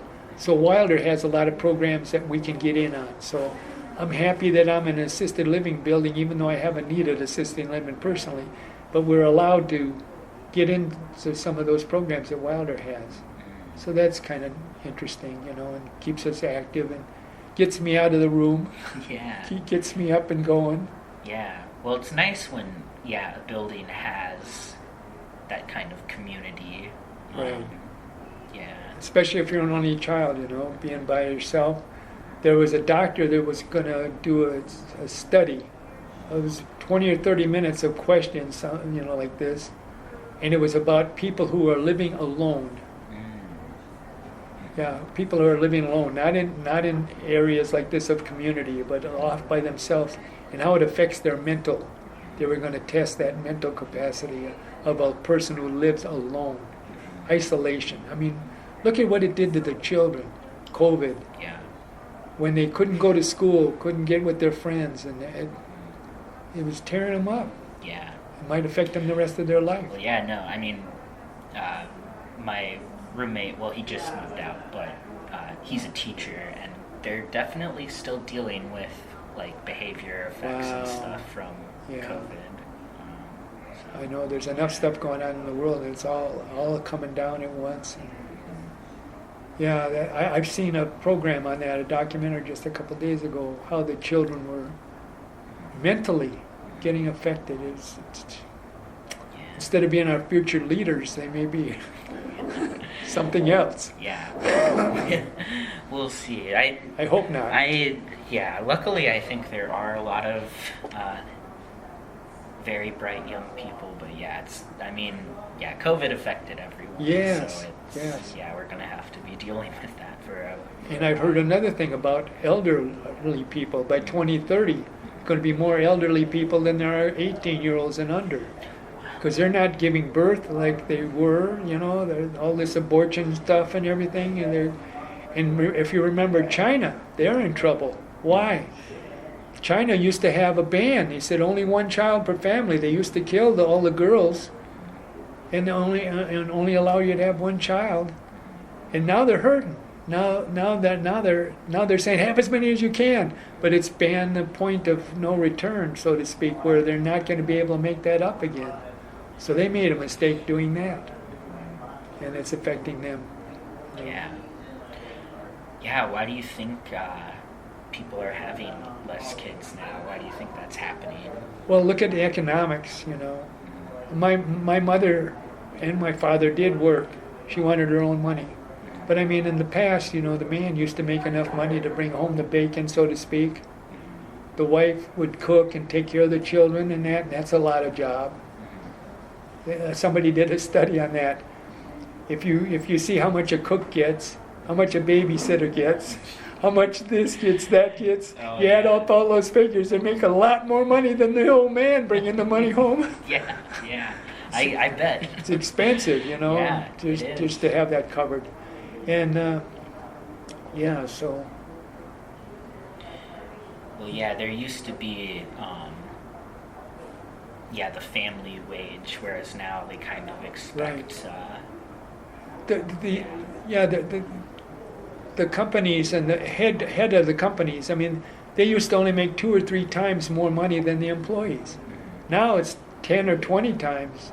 It's way up. It's ridiculous. Like 300 times, Right, exactly. Yeah. I was trying to be conservative, but you're actually right. No, there's some of them. You're actually right, And the rich get richer and the poor get poorer. We had a discussion about this in my SBS class, secular Bible study class we have once a month. And we went through, what should we do? What would we do? And I suggested, look at these people that are making $100 billion a year. If they could just take 1%, it's nothing. 1% to them is nothing, but it's $1 billion. And then you take all that 1% from all the millionaires and the billionaires in the United States that have been given the privilege of making all this money. they should be able to contribute one lousy percent that'll really make plenty of money there for all the programs that we need and all the necessities that we need. If you just took 1% from them. Yeah. And it's nothing to them where they're taking 10, 15, 20% from middle class that are supporting the nation. Yeah. Yeah. It's it's tough, and then it's interesting. I've heard too that like places like Walmart and stuff, they pay their employees so little that it actually costs taxpayers more, because those employees have to go on SNAP, they have to go on government programs. So yeah, it's interesting. I heard about that. It's ridiculous how much they were paying. Mm-hmm. Yeah. I couldn't believe it. Yeah. So it's fascinating. But it's a little dismal, but it is where we are. So that's why I think even if the husband and wife now work, can they get enough? Can they work enough? Can they make enough money to support what they need to support with the higher mortgage rates, rent, gas, maintenance for whatever? And then how are they going to have time for a child, to raise a child properly? The child's going to be missing the mother and the father. They're going to be put up, if they're lucky, somebody else or something taking care of them while the parents are working. And what is that? What kind of child is that going to develop into in the future? Not having that mother and father there, Consistent. I was very fortunate. My mother and father both worked, but we did a lot together, and they were always there for me. And even though they worked, when Dad got home from work, I said, "Dad, you want to play catch?" "Yeah, let me lay down." He'd lay down on the floor and rest for about 20 minutes. Then he'd get up and we'd be playing ball or whatever. Yeah. And even Mom, she'd play ball. Yeah. Throw the ball around. We had a three-way thing going. I'd throw it to Dad, he'd throw it to Mom, Mom throw it to me. We right around the horn, That's great. Yeah. It's a shame if parents are working so much they can't kind of be that consistent person for their kid. And how many people are having children that aren't working or whatever. And then you have single mothers bringing up children. They have to work 2 or 3 jobs themselves. I don't know where they get the energy from, but they love that child so much that I guess they do it somehow.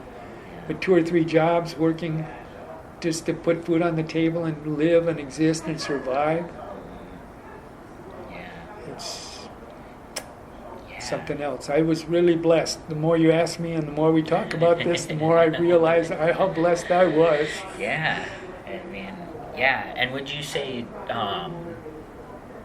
you noticing this stuff is part of why you like getting involved in community and helping out, or? I think so. I think I've been given the opportunities, and I was curious and wanted to check on it, and then feeling part of a group that does things and takes action, being influenced by that group and taking action. Because on my own, I don't know if I'd actually take action on myself. I mean, I do have work here that I do with people as a part of the job, so to speak. But on my own, to be motivated to do something, I don't think I would. I need to be part of a community or a group and get that influence. I think on my own, I don't think as a personal, would I get behind some program on my own or something or try and move people to do it. I think I'm a follower more than a leader in that sense. Yeah. I mean, hey, organizations need people who are just gonna show up and be there. And I'm also curious, circling back, how did you start being the building orientator? Well, I was helping people because old folks were here initially, and old people have problems with their phone, their television, and their computer. Yeah.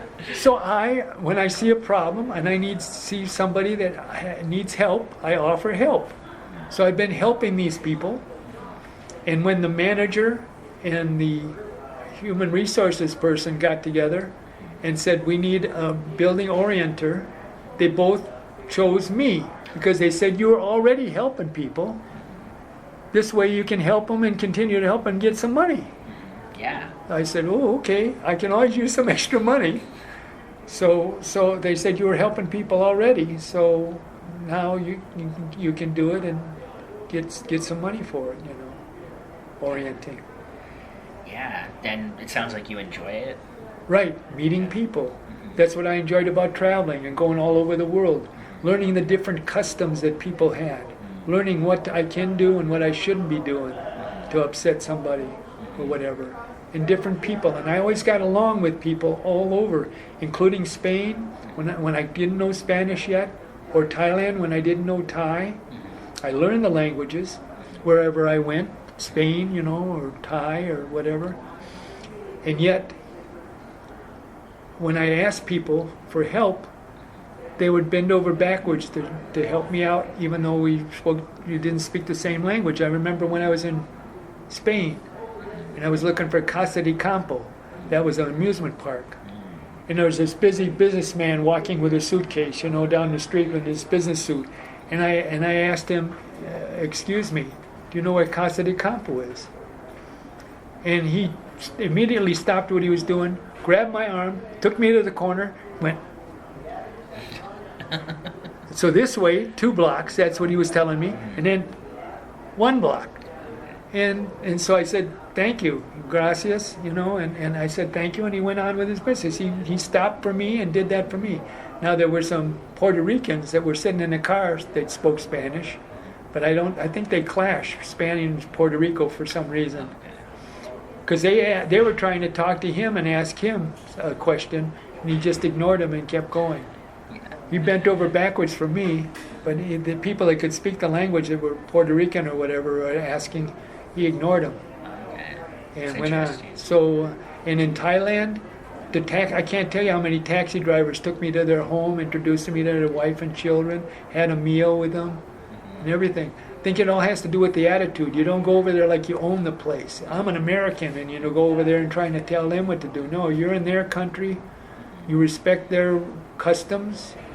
You try not to offend them and everything. You talk to them just like anybody else. And they appreciate that acknowledgement that he's talking to me like I'm somebody, you know. And I think they appreciate that. And so I got a lot of good experiences from them too, you know. Well, and it's sort of cool that now you're like the building orientator and you get to meet. It's sort of like, you know, you're not traveling, but you still get to meet all these different people. It's convenient. I mean, it's right in the same building. I mean, I'm working here, I'm making money, and I don't have to move. I mean, it's just like when we have to vote. You just come downstairs. Yeah, no, I joked with him, I said, boy, did I have a hard time getting here. I joked with him when I come, I had to come all the way down 13 flights of steps just to vote. Boy, I tell you. Would you say you meet are there a lot of people from different cultural backgrounds here? Yes, we have Muslims here, Arabs, African Americans, Spanish, yes, Mexican. We do have so that again is like, I don't have to travel to meet people anymore either. Yeah. Besides being able to go to different places through my TV, I have a culture here. Different cultures here that I can get with. And they appreciate me too, by my attitude or whatever, because they say, you're a good man. Like a Muslim lady said, you're a good man, and all this stuff. And another lady who was like a mom from Vietnam, and she said, I enjoyed talking to you, or whatever and stuff. So you get that praise that they appreciate that. So I've got culture here. I've got community here. And I can travel anywhere through my TV to any other place in the world, and view that. I walk the streets of Jerusalem through my television. I walk there on trumpets, or their Feast of Trumpets. People everywhere, shoulder to shoulder, jam-packed. this year, Passover. Passover was at the same time as Ramadan and their special services. So you had all three celebrating. You had the Christians, the Jews, and the Muslims all together at the same time in Jerusalem. Wow. And it's shoulder to shoulder and jammed and everything. And then on Atonement, their Feast of Atonement that's in the fall, I walked the streets, the cameraman walked the streets, and I saw walking the whole streets of Jerusalem, not one person in the street, nowhere, nothing. I saw bike racks. They got electric bikes there, like we have, bikes, but they're electric there and stuff. So I got to see a lot. He was the only one on the street walking through, taking the video of it, and I was seeing all of that. Nobody. Yeah. It reminded me when I was in Chicago. I was in Chicago. As busy as Chicago is, I was there at Easter one year on Easter. Nobody. Nothing anywhere. So I go, all right, it's so calm and quiet, I'm going to go shopping. Of course, every store I went to was closed. Yeah. I could only window shop Yeah. because there was nothing. During Easter, they shut the whole city down. That was amazing to me. As many people as there are in Chicago, not to see one. Yeah. Yeah, that is crazy. I mean, that was unbelievable. And that reminds me of that. Jerusalem was that way on Atonement, Yeah. Feast of Atonement. They were all fasting that Yeah. day, not eating, so they were just staying inside, I guess. They didn't want to expend any energy because they Yeah. didn't have that calories in them or whatever. So I don't know, but so they walked all the way to the Muslim section where you couldn't go any further. You had to be a Muslim to go in there. So you walked to that and then walked back. And so I saw all of that. So I see all of that, and I've got all the culture in this. Yeah. I'm not moving. Yeah, no. And I hope they don't kick me out of here, and I hope it stays. Because when I first started here in 2012, you're going to be open for another 60 years? I want to make sure I get to stay all the way. Yeah. You see? Yeah, I hope so. Because, they did close my mother's 2 places out in Stevens Point. Yeah. So Yeah. that's in the back of my mind. And what's going to happen if that happens? If we get so bad and the situation gets so bad that they can't even do what they do to get the funds to do what they do, to subsidize or whatever, are they going to have to start fining or charging more Yeah. for things? Are they going to, you just don't know. How's the food program going to go? If we get shortages, what are we going to do? Yeah. In the big cities, it's going to be chaos. The big cities. You might be coming after me for my food. Well, I think, I think we'll do all right, but... I hope so. I'm just saying. Yeah. In 3.5 years or so, let's see what happens. Yeah. I hope I'm wrong, but... See, I'm a radiological monitor, too. I've been a radiological monitor since I was 16 years of age. Okay. And that's a person who takes... I'm part of a 3-man team. Okay. During a nuclear war, I'm the one who takes the measurements and has the people take their contaminated clothing off and shower and stuff like that. Then there's another man who takes the clothes outside. He's got a dosimeter on him, taking a reading of accumulated radiation. He takes the clothes away. Then there's the head guy. He's got the weapon. So he's got the authority. So, you need some kind of authority there, too. So that's part of a 3-man team. Yeah. When I was 16 years old and into puberty and all of that stuff, what goes on then. I joke to people about that. I said, you know what? I was crazy enough to wish that they were having a World War III back when I was 16 in 1966. Why? Because I was assigned to the women's dorm at the University of Wisconsin, Stevens Point. Yeah. And I go, whoa! It's a very... Maybe it'd be all right to have this war now, because, to assign to the women's dorm? Yeah. Man, Yeah. I was crazy enough to think, well, because I wasn't thinking with my head back then. Yeah. No, you weren't. I'm sure, you might have had some second thoughts if the war had actually started. Yeah, if it really happened, the, it's scary. the short-sighted. Yeah, very of short-sighted. Very short-sighted. Pubescent Yeah, boy. yeah, very short-sighted. Wow. but It was that time, you know. And so it's been since I was 16, so that's 60, what, 58 years or so. And I do believe we're going to have a World War III, unfortunately, with nuclear weapons. And you're probably seeing that on the news more all the time now, that they're talking about that and doing things and concerned about Iran having nuclear weapons and stuff, and what's going on in the world. You know, you probably see that happening more. Do you know when they had the Cuban Missile Crisis? It was before, but your time probably.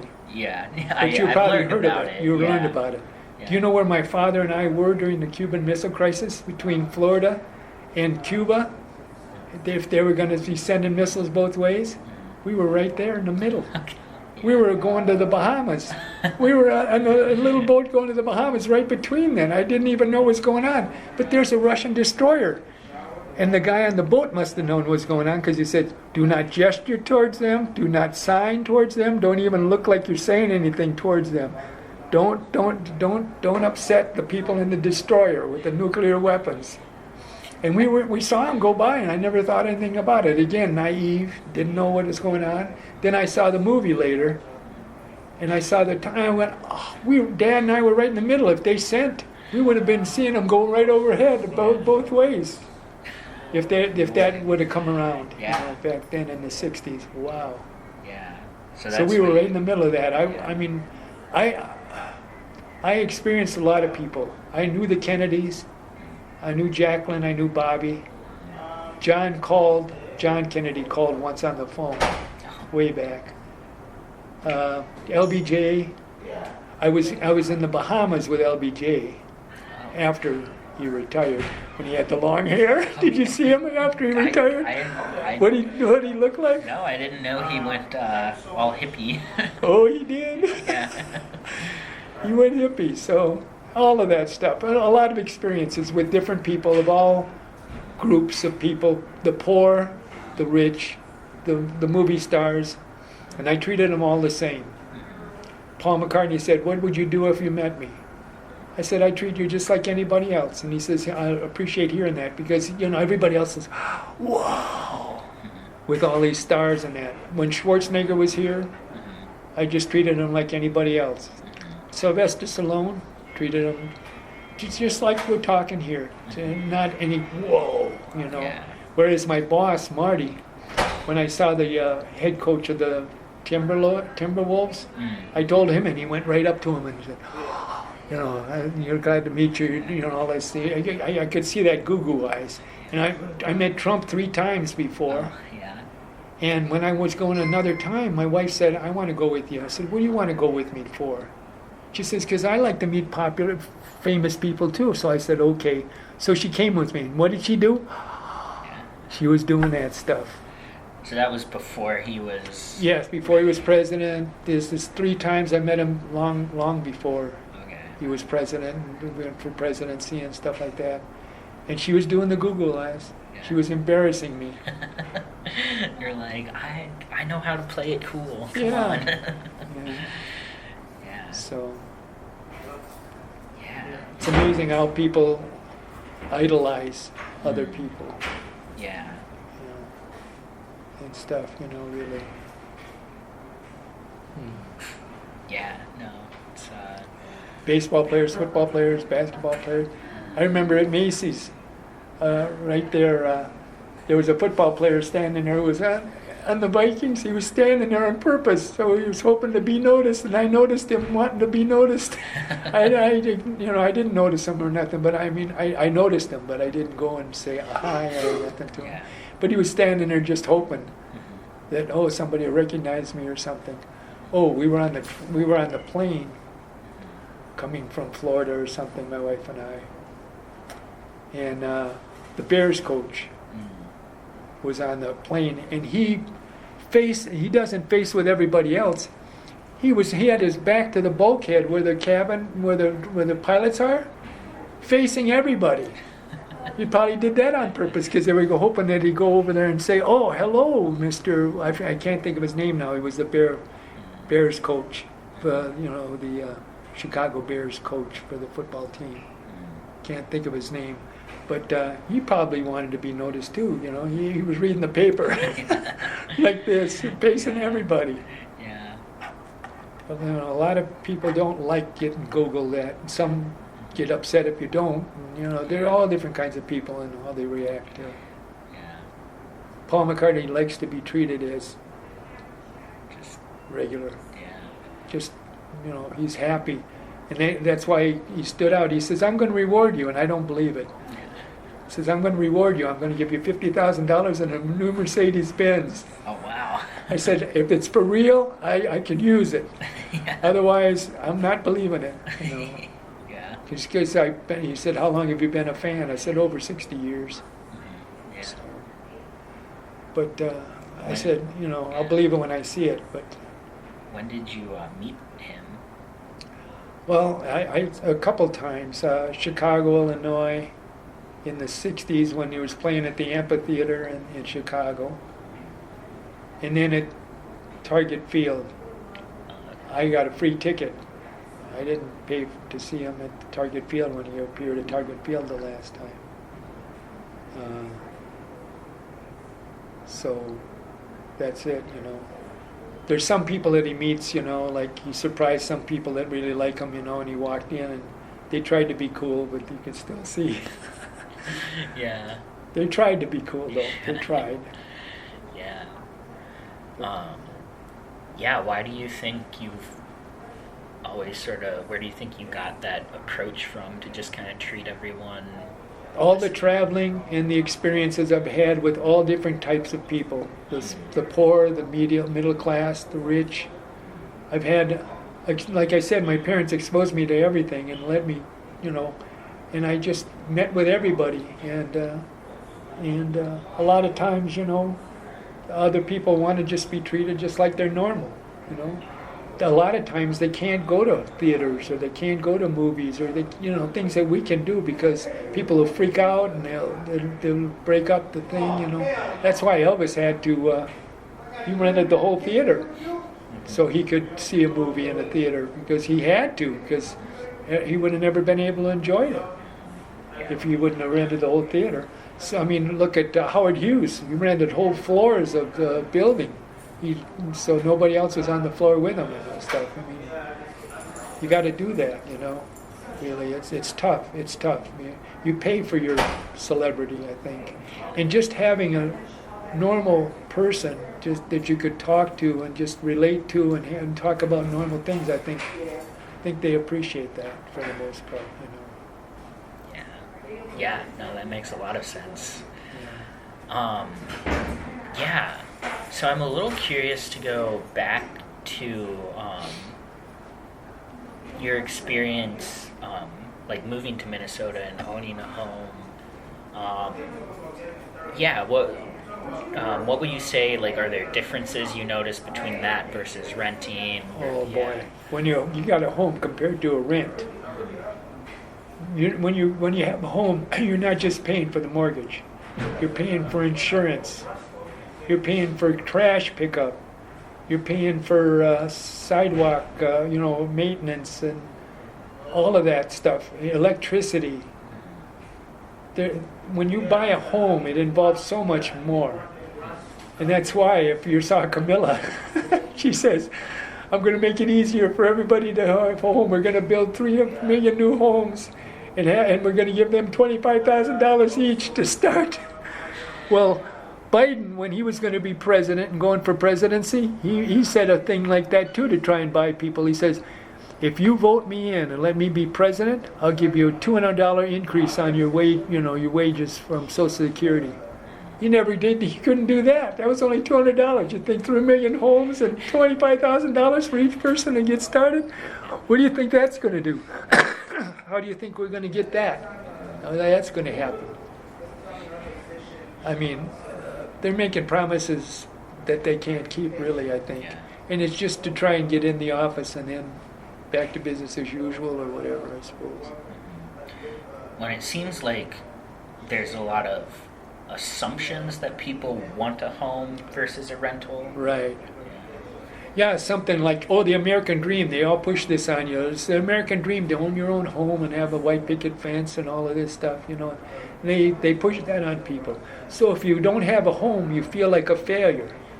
You know, you can feel like a failure, like, oh, I didn't make it because I couldn't afford a home, you know. But renting,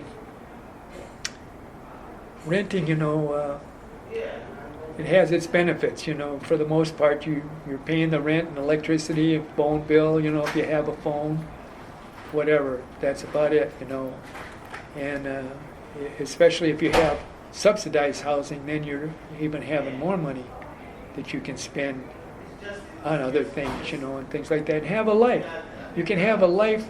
You can be wealthy, not rich. Wealthy means that you have enough money to buy and support and buy everything that you need, and you're living comfortably. That's wealthy. There's no dollar figure on that, wealth. Now rich, you can have a dollar figure on that.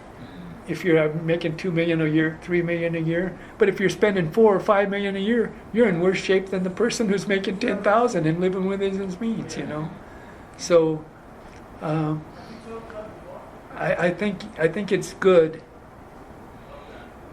that people will be allowed to be off the streets and have a roof over their head and be able to live a decent life in a community program with other people that are supportive to them for a reasonable amount of money, you know, so that they have enough money to buy other things that they need, necessities. They don't have to make choices. Let's see, do I pay the rent or do I get my drugs this month or whatever, if that's what they need or whatever. And I think it's a good thing, and I appreciate it, and I hope it continues. I hope it continues, you know, because I don't know what it would be without public housing. Yeah, no, it sounds like the public housing has really helped you live a wealthy life now. Right, wealthy, yes. Yeah. Not rich, but wealthy, yeah. Like I said, you know, I have, my needs are taken care of. I'm living comfortably, and if I need to buy something extra, I can do that too, you know, thanks to that. Otherwise, if I had to pay 50, 75, I see 100%. They're charging 100%. What I make a month, I mean, what would I have for anything else? Yeah. You know, if you have extremely low income, you know, that's really really tough. And there are people out there that I've said, I can help you get a home over your head, I get a roof over your head and everything. Unfortunately, some of the people out in the street turn it down. Why? Because they're into drugs, they're into alcohol, they're into stuff like that, and they don't want to give that up, you know, what they're concerned about, or follow rules. If they're living in a community, they might have some rules, and I might not like to do that. So it surprised me the first few times I offered to help people get a roof over their head that they turned me down. And then later it was told me that it's probably because they like their alcohol, their drugs and things like that. And maybe you just get used to it too after a while, because remember, when I went to that 4-day Iola Rock Festival, I could not go to bed that night.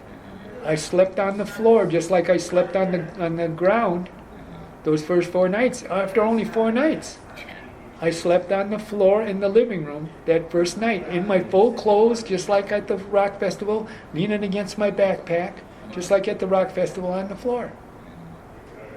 So maybe you get used to it too, like they talk about people in prison. They get so used to the prison atmosphere when they get out and get free. Is it okay if I go to the bathroom? Is it okay if I do this? They got so used to asking permission in the prison when they come out. Yeah. You know, they're into that routine. Yeah, there's not always... Yeah, people who end up in prison for a really long time, it's... Get institutionalized. Socialized. Yeah. I think they call it institutionalized. Mm-hmm. I think is the name for it. Yeah. No, that can be really tough. And I know, I mean, in the Midway, unfortunately, there's a lot of issues with that, the light rail and whatnot. Oh yeah. It's been getting heavy on the light rail. Mm-hmm. Yeah, that's getting more serious, to the point where I actually put in for Metro Mobility, and I got it. I told them the truth. I told them how good a shape I'm in and everything, and I thought I'm going to put in. No, it doesn't hurt to put in for it, even though I'm in pretty good shape. Yeah. And they can authorized you explain what Metro Mobility is? Well, Metro Mobility is a service that picks up people, disabled people or elderly people that can't get around so easily. They can't take the city bus. It's harder for them. And yet they'll be able to pick them up and take them to and from appointments, to and from grocery stores, whatever they need to get anywhere they need to do anything that they need to do for a nominal fee, about $4 or $5.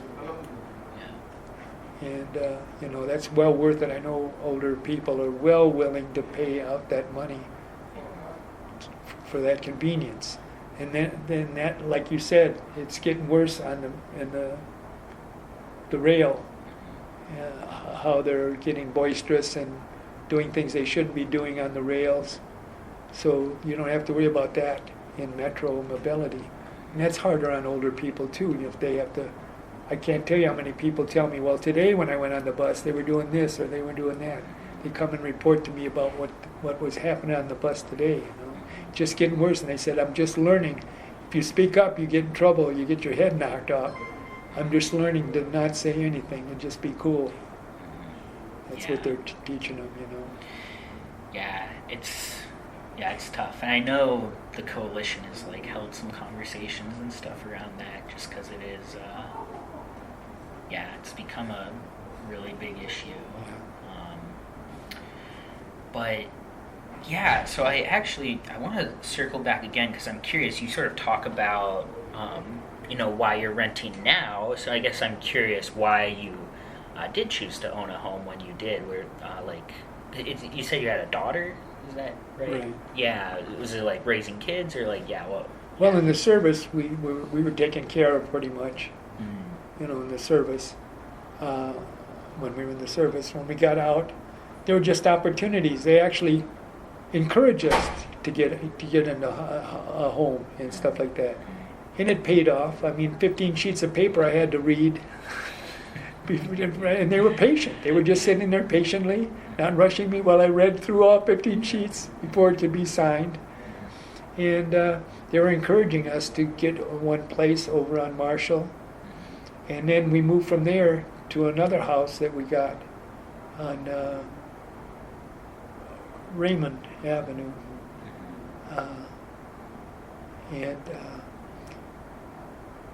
and they were actually encouraging us to do that, and we went for that.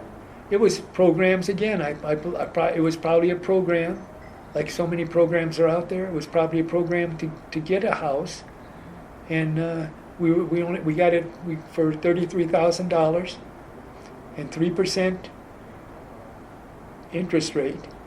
No penalty for early payment. So we were making double payments. And instead of 30 years, it was paid off in 15 years and stuff. So that was good to get a home. So we were encouraged to get a home. And the value went from $33,000 to $225,000. So that's 7 times the value we went up to before the 2008. Remember what happened? Yeah. I was around for that. You were? Yes. Okay, yeah, that wasn't that long ago.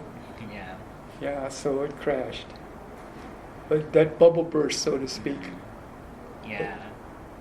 Was it, yeah, and, so did you moved from Wisconsin to Minnesota in 91? Right. 91. Was that to settle down and find a house, or what prompted the move? Well, I was in so many different jobs. I was working in a non-emergency ambulance service job in Wausau. And when that was finished with that, and that was no more, I traveled down south and over to Minnesota in the past with my parents and with Dave down south. And I thought, I'm going to move to one of two places, Minnesota or Tennessee, I think it was. And in Tennessee, they said, it's going to be harder to get a job. If you do get a job, you won't get paid like you do up there in the Midwest. Plus, it was a 10-hour drive to get to my parents from there, back and forth. This was only 3.5 hour drive. And you could get in a job, when I came in 91, you could get in a job and out of a job and in another job, and the jobs were quite prominent. And they were quite prominent, and so I decided to move here because it's only 3.5 hours away, and the job situation, you know, that I was able to get into here, that was. So that's one reason why I came here, because of that. I think still close to home, so I could visit my parents regularly and work here. Because the things were shutting down at the time. It felt like things were shutting down in Wisconsin, so I decided to leave. It's interesting. In the past, I thought of places to move to. Every time I thought of a place, like, even Australia, they started on fire, so they started burning up there. Yeah. Then another place I thought about going to, Florida, and that flooded, and that was having problems and everything. And I go, okay, I guess I'm supposed to stay in Wisconsin, so I'll go down to Milwaukee. Milwaukee flooded. I got a picture of the stadium and the water flowing out. I go, wow. So it ended up that I ended up coming here to the St. Paul, Minnesota, in 91, and it was on Halloween night that I almost came here in 91. That was before your time maybe too, but the year in 1991, the Twins won the pennant. The Super Bowl was here, and the night I was going to come here, I'm in Wisconsin, Stevens Point, 3.5 hours away, sunny and bright and beautiful weather. You know, I'm listening to the radio, how terrible the weather is in Minnesota. I'm going, what? It's only 3 hours away. It can't be that bad. Instead of leaving that night, I didn't leave that night. I stayed home, slept at home, and waited till the next morning to come. Sure enough, 90 miles out of there, ridged ice on the roads, cars and trucks in the ditch. I couldn't even see the road, but I knew, okay, there's a car and a truck there. That must be the ditch. So I just drove in between. And I drove all the way here. It was that terrible 1991 Halloween night, that huge storm and stuff. And I'm glad I didn't come in that. The next day it was clear, but full of snow and cars and trucks in the ditches. It could have been me the night before. I couldn't believe 3 hours away was that different. Yeah. And I had got out of the car. I couldn't even park on the parking lot. I parked out on the street, opened up my trunk, got my bags, and I goose-stepped. Lifted my legs way up because the snow was this high. I had to step all the way to the apartment that I was living at in Roseville.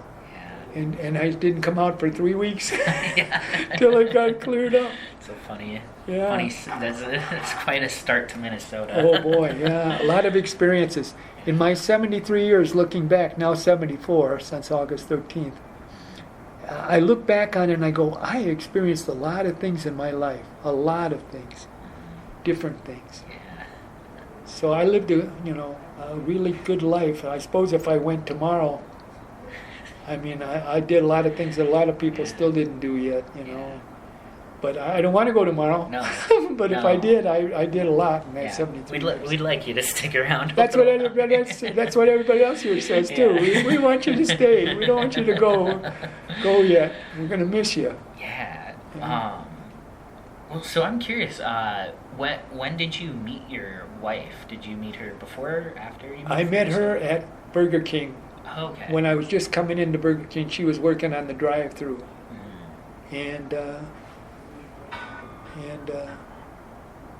she was one that had situation and needed help.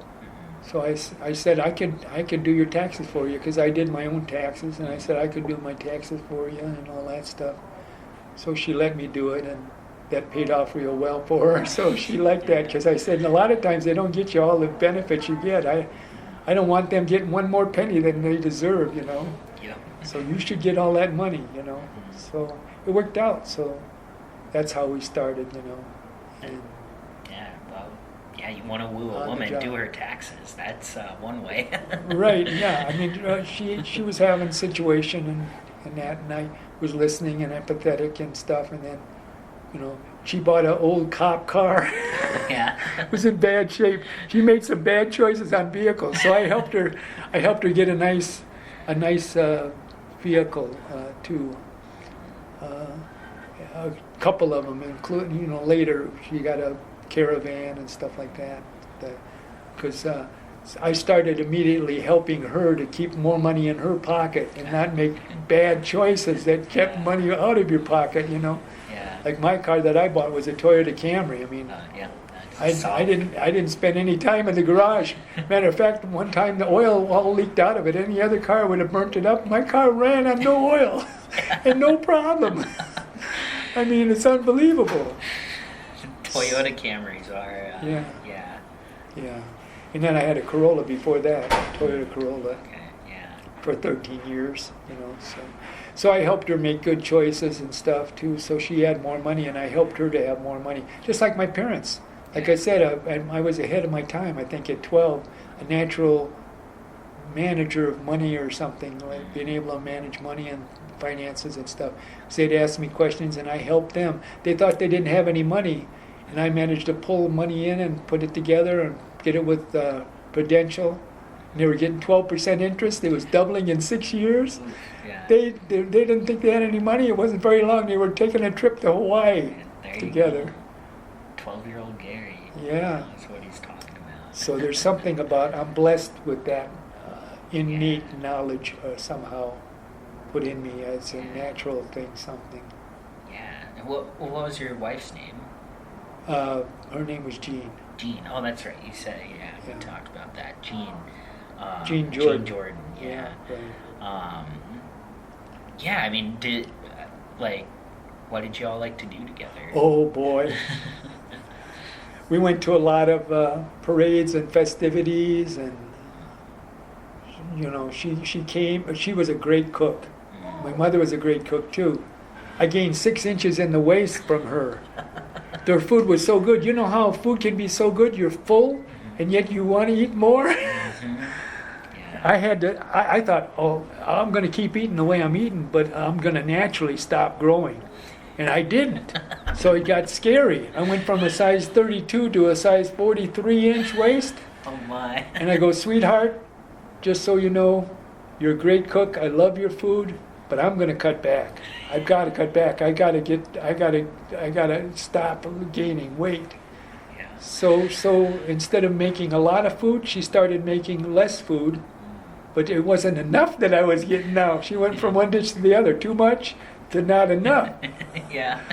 But she was a great cook, and we used to go to my mother's place for Thanksgiving and stuff, and my mother's a great cook, and Jean loved the break that she had from cooking, and she just ate my mother's food up like crazy. Yeah. She loved it. It was so good. So yeah, we used to go to Thanksgiving meals to my mother's and different festivities, and we'd go to Chicago to services in Chicago. We'd leave 6 o'clock in the morning. We'd get there at noon, go to services and have services. Then they'd eat there afterwards. We'd leave around 6 o'clock and be back at midnight. So we made a whole day from 6 in the morning till 6 at night. Wow. She was good spiritually too. She let me be the scout. I scouted out all these churches and these groups. And then when I found one I thought would be a good one, then she followed me there, and we went there together. No, she isn't. She's not in. Yeah, so she followed me there and stuff, and that. She was good. She was really good. She made me feel like a man, more manly, because of the way she treated me with respect and everything, and the things we did. When I first met her, I was just, wow. The way she was, and submissive and submit. She was independent. We were both independent, in a sense. It worked out well. You hear these other groups that get together and they share the money or whatever, and all of a sudden, why'd you take for an extra $5? And all of a sudden they're fighting over money. She was independent. She had a job and was working and making her own money before she met me. I had my job. I was working and getting along without her. And then when we got together, we were still independent, but we were independent together. And I learned from her. She knew stuff I didn't know, and I learned stuff she didn't know. And we'd share that together. We just enhanced, and we were exactly the opposite in just about every way you can think of. Every way you can think of. So you talk about opposites attract. Yeah, we were, and we did all of that. And if she was alive today, if she didn't die of esophageal cancer, 4th-stage esophageal cancer, we'd still be together today, probably. Yeah. Struggling. We'd be struggling maybe, but we'd be together. Yeah. And you had a kid together? No, those were her children. Her children. She was married Okay. before. She was married before. Okay. And so they were stepchildren. Okay. I was married before too, and I had one from the marriage. Oh, okay. When I went to Southeast Asia, I brought one back. Okay. I married a wife and I brought her back and had a daughter with her. Okay. So Okay. I was married before too. Okay. And She's living in Tampa now, Tampa. Okay. Tampa, Florida. Every time I see that tornado or hurricane stuff going, are you okay? Yeah, we're just getting a lot of rain. Okay, good, because boy, it sure looks like it's going right through you. Yeah. You know, and just like Arizona. I never thought a thing about Arizona, but when I met some new relatives I didn't know I had who lived in Arizona, all of a sudden on the news, if there's some problem in Arizona, right away I'm going, oh, are you okay? Oh yeah, we're in a different area. We're not in that area. Oh, okay. You never think of it otherwise, but you got some skin in the game, so to speak, some relatives. All of a sudden you're aware of everything. Tampa, Florida, Phoenix, Arizona. Yeah. Yeah. Do you have you gone to visit much, or? She came here. Okay. And I haven't been there or anything yet. Just like a lot of things, you know, when you get older, they have their own life, kind of, you know, things to do. And they've been good. Like when I let the kids have the house, they finally were able to sell it. And one of the stepchildren, you know, the youngest one, she went and lived in Washington. I said, oh, you ever going to come back to Minnesota? I said, just to visit you, Dad, that's it. So she went to Washington State and stuff. They got rid of the house. I'm glad they had that burden and not me, you know. Their kids have gotten more energy, you know, to do that stuff, you know. Yeah. So. Yeah. No. Well, yeah, people find their spots and. Yeah. I don't know, you know, Washington's been having problems too, you know. They had rain and storms and stuff there. Everybody's having their problems everywhere, you know. So, that lady's a Packer fan there. Right there, she's a Packer fan. What's she doing here? Jen from Rapids, Wisconsin Rapids. She's from Wisconsin Rapids. Wisconsin. Yeah, people so from all over, even. Stevens Point, Wisconsin, Wisconsin Rapids, Wisconsin. Okay. She came from. Are you a big sports fan, or? Oh yeah, yeah. Have you been watching the preseason games? Oh my God, it was horrible. I know. Terrible. I know. Terrible. Yeah, the Vikings, not too The bad. only point, okay, the Monday night game, Right. the only points they got was the safety against they played the Denver Yeah, they got They wiped played- out big time. Broncos, and it was 27 to 2. The two, I know. Oh my. Terrible. But in all fairness, I thought that love was going to be good. here, in all fairness, they only put their people that were on the chopping block, and they said that during the game. Testing them They were out. testing because they're trying to See determine what who they they're going could to file cut. down. So Oh, Jordan sure. Love never played. They didn't put any of their Oh, first okay, line. They put all okay. the second, third. Okay, that's To a see good way to who's do going to it. compete. Yeah. And they kept saying during the game they didn't really care. They just wanted to find out what the strengths of the people that they had on the chopping block. Right. So That's we'll see. smart. That's good. I'd do the same thing. Yeah. 'cause they Okay, were these just guys so are in. killer. I'm going to play all the rest of you guys, and Yeah. who the best of this is, I'll keep, and the rest of Yeah. you. So they were very, I mean, I didn't know any of these players because these were all new people. Right. So. and What right about the now new Packers kickoff? have Do you like the new youngest- kickoff rules? I wasn't sure about that. What did they change on that? Because they kept talking about it, but I wasn't sure. What were the new rules? One's on the 35-yard line, the Yeah. other one's on the 35-yard line. They're 5 yards away, and well, I'll talk to you about that Okay. later. I'm being Yeah, interviewed that's right fine. now. We don't want to Oh, okay. take away from the Yeah. interview, Are but you I'll one of talk the to you about nursing that later. students? No, I'm a tenant organizer for Hamlin Midway Coalition. Oh, wonderful. Okay, wonderful. Yeah, I'll talk to you about that later. Yeah, we'll get into that. We don't want to take away from this. Sorry No, about that. No worries. A little, well, yeah, but so you're a sports fan then? You're Oh yeah, big. baseball, basketball, football. My dad got me involved in all of that. He built we had a lot of land in a mobile home, and he built a football post for football. He built a basketball net for basketball, and he built a pitching mound, and 60 feet away to a catcher's mound with a backstop. He used to wear the catcher's glove and the chest protection and the helmet and all that.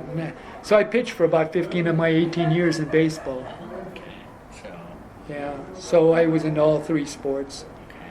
I mainly only like watching football, pro football. Basketball, they just go back and forth, You only need to watch the last 5 minutes of the game in basketball. Baseball, it was too slow. I'm glad they speeded it up. yeah. They got that timer on there now, so they're speeding the game up a little bit. That's good. Yeah. So I'm glad about that. Otherwise, it's football. Anything can happen. On that snap of that ball, anything can happen. Yeah. And the Vikings have made some miraculous catches. And I just watched that today, earlier before you came. Oh, I was okay. watching Yeah. Do you, that game where we came back from a 33-0 deficit, the biggest yeah. deficit that anybody ever came back. Yeah, that's crazy. Do you watch the games with other residents here? Is that No, I pretty much watch it myself. We could, Mhm. and I have had movie nights in the past. Mm. And football games, but everybody's got their own TV now, and I help them set it up, so they get all these channels and all that. So I'm cutting my own throat, but yeah, everybody's got their own TV and their own thing, and they got their own room controlled the way they want it, So for the most part, no. Yeah. But I have put music on when we play games on Wednesday or whatever. I put music on in the background, 50s, 60s, 70s music. And we have had some shows in the past. I remember one time I was going to play a movie, and it was called The Amazing Showman. The Magnificent Showman, I think it was, with the guy who played the guy with the claws that would come out. I forget what his name is. In the X-Men. Wolverine? Yeah, Wolverine. The guy who Yes. played Wolverine, Jackman. Hugh Jackman? Hugh Yeah. Jackman Yeah. was in The Amazing Showman, I think it was called. And people found out. They said, "You're going to play a musical?" I said, "Talk to me after the movie." Yeah. So they said, "Okay." They shut up, watched the whole movie. I said, and after the movie, wow! Yeah. Everybody loved that. That show, the power of the songs and the music in that show and everything was great. They said, "I never thought I'd like a musical," Yeah. because for the most part, I don't like the old musicals myself. But everybody enjoyed that, and that's the thing that I like too. Yeah. It sounds like you like a lot of different things. Like you like going to shows, movies. My parents sports. did that. They Yeah. exposed me to everything. They didn't hinder me anywhere. So then you're not hindered. You just expand. You just, let's try this. Or let's look at that. That sounds interesting. Or let's do that. So they let me try everything. I tried everything. Never criticized me for not following through, like on the guitar or the clarinet or Yeah. Yeah, they're just helping you find what you like. doing it on their own. Yeah, just So, yeah, like my daughter, the first one that I had. We had her into different things, including karate. She ended up liking karate and stuff. Getting into that. She ended up playing violin. viola, flute. She got into a lot of stuff she tried too. So Yeah. No, that's yeah, it's great to just like encourage people to find what they love. I understand about music. If you are into music, like you play the guitar or whatever, it really mentally helps you. Like if you can play music in school, that's probably why they encourage you to play music in school, because it helps you mentally, your mental capacity and that. So it is better. So I'm kind of jealous of people who can play a instrument well. You know, like rather than the introduction to Strawberry Fields Forever. Let me take you down. You know, I can sing and I can dance, but I'm not really, you know, into that much musical instruments. I'm not that adept, you know. But I appreciate other people's adeptness to the instruments. Piano, I can see the piano because I'm into mathematics and logic. And I can see the 5 black keys and the 7 white keys and the 12 and what it represents, an octave. And I appreciate that. Plus, my dad was a drummer, and piano is a percussive instrument, too, so I can appreciate a piano. Yeah. Piano is really, you can play a lot of different things on it. Yeah. It's fun in that sense. It's interesting, Yeah, well, this has been really great, and we've covered so many different like subjects and stuff about your life. I'm wondering, just closing out, like if you have anything you'd like people to hear, or like I don't know, maybe advice for people who want to be more involved in the community, or Well, if you're interested in any area, you know, if you're concerned with anything or you do something, you know, you can look for something in that area or category and check it out and see if you like it. You don't have to stay there if you don't like it. If you want to become a member of a board or some rental, anything that helps, anything, it's more blessed to give than it is to receive, you know. So if you can help somebody else, I mean, I've never felt so good as when I've helped other people. I've tried to find a jacket for myself, for instance. One time I remember, I couldn't find it. I looked everywhere for a jacket, couldn't find it. Then this person needed a jacket, and so I went with her to find a jacket for her. When I'm finding a jacket for her, I found my jacket. There you go. I mean, when I'm helping other people, I've been getting things that I needed when I helped other people. I'm not looking for that, but it's just the way it happens, you know. And if you can help other people that need something or are in need, you know, of whatever, it's great, you know. And I try and not just give them a fish, but I teach them how to fish. So it's not just taking care of them for this one time, then they're going to be hungry again or whatever, but I try and, like when I go to these people here in the building, and I help them with their computer or their phone or their TV, I'm telling them and showing them what I'm doing when I'm doing it, trying to educate them. Now, they might not get it the first or the second time, but I can't tell you how many times, like maybe the third time they got it themselves, and I'm in the elevator with them, Gary, I just did this, or I just did that. I said, that's great. So they don't need me anymore. I'm not trying to be a dependent person, you know, make them dependent on me.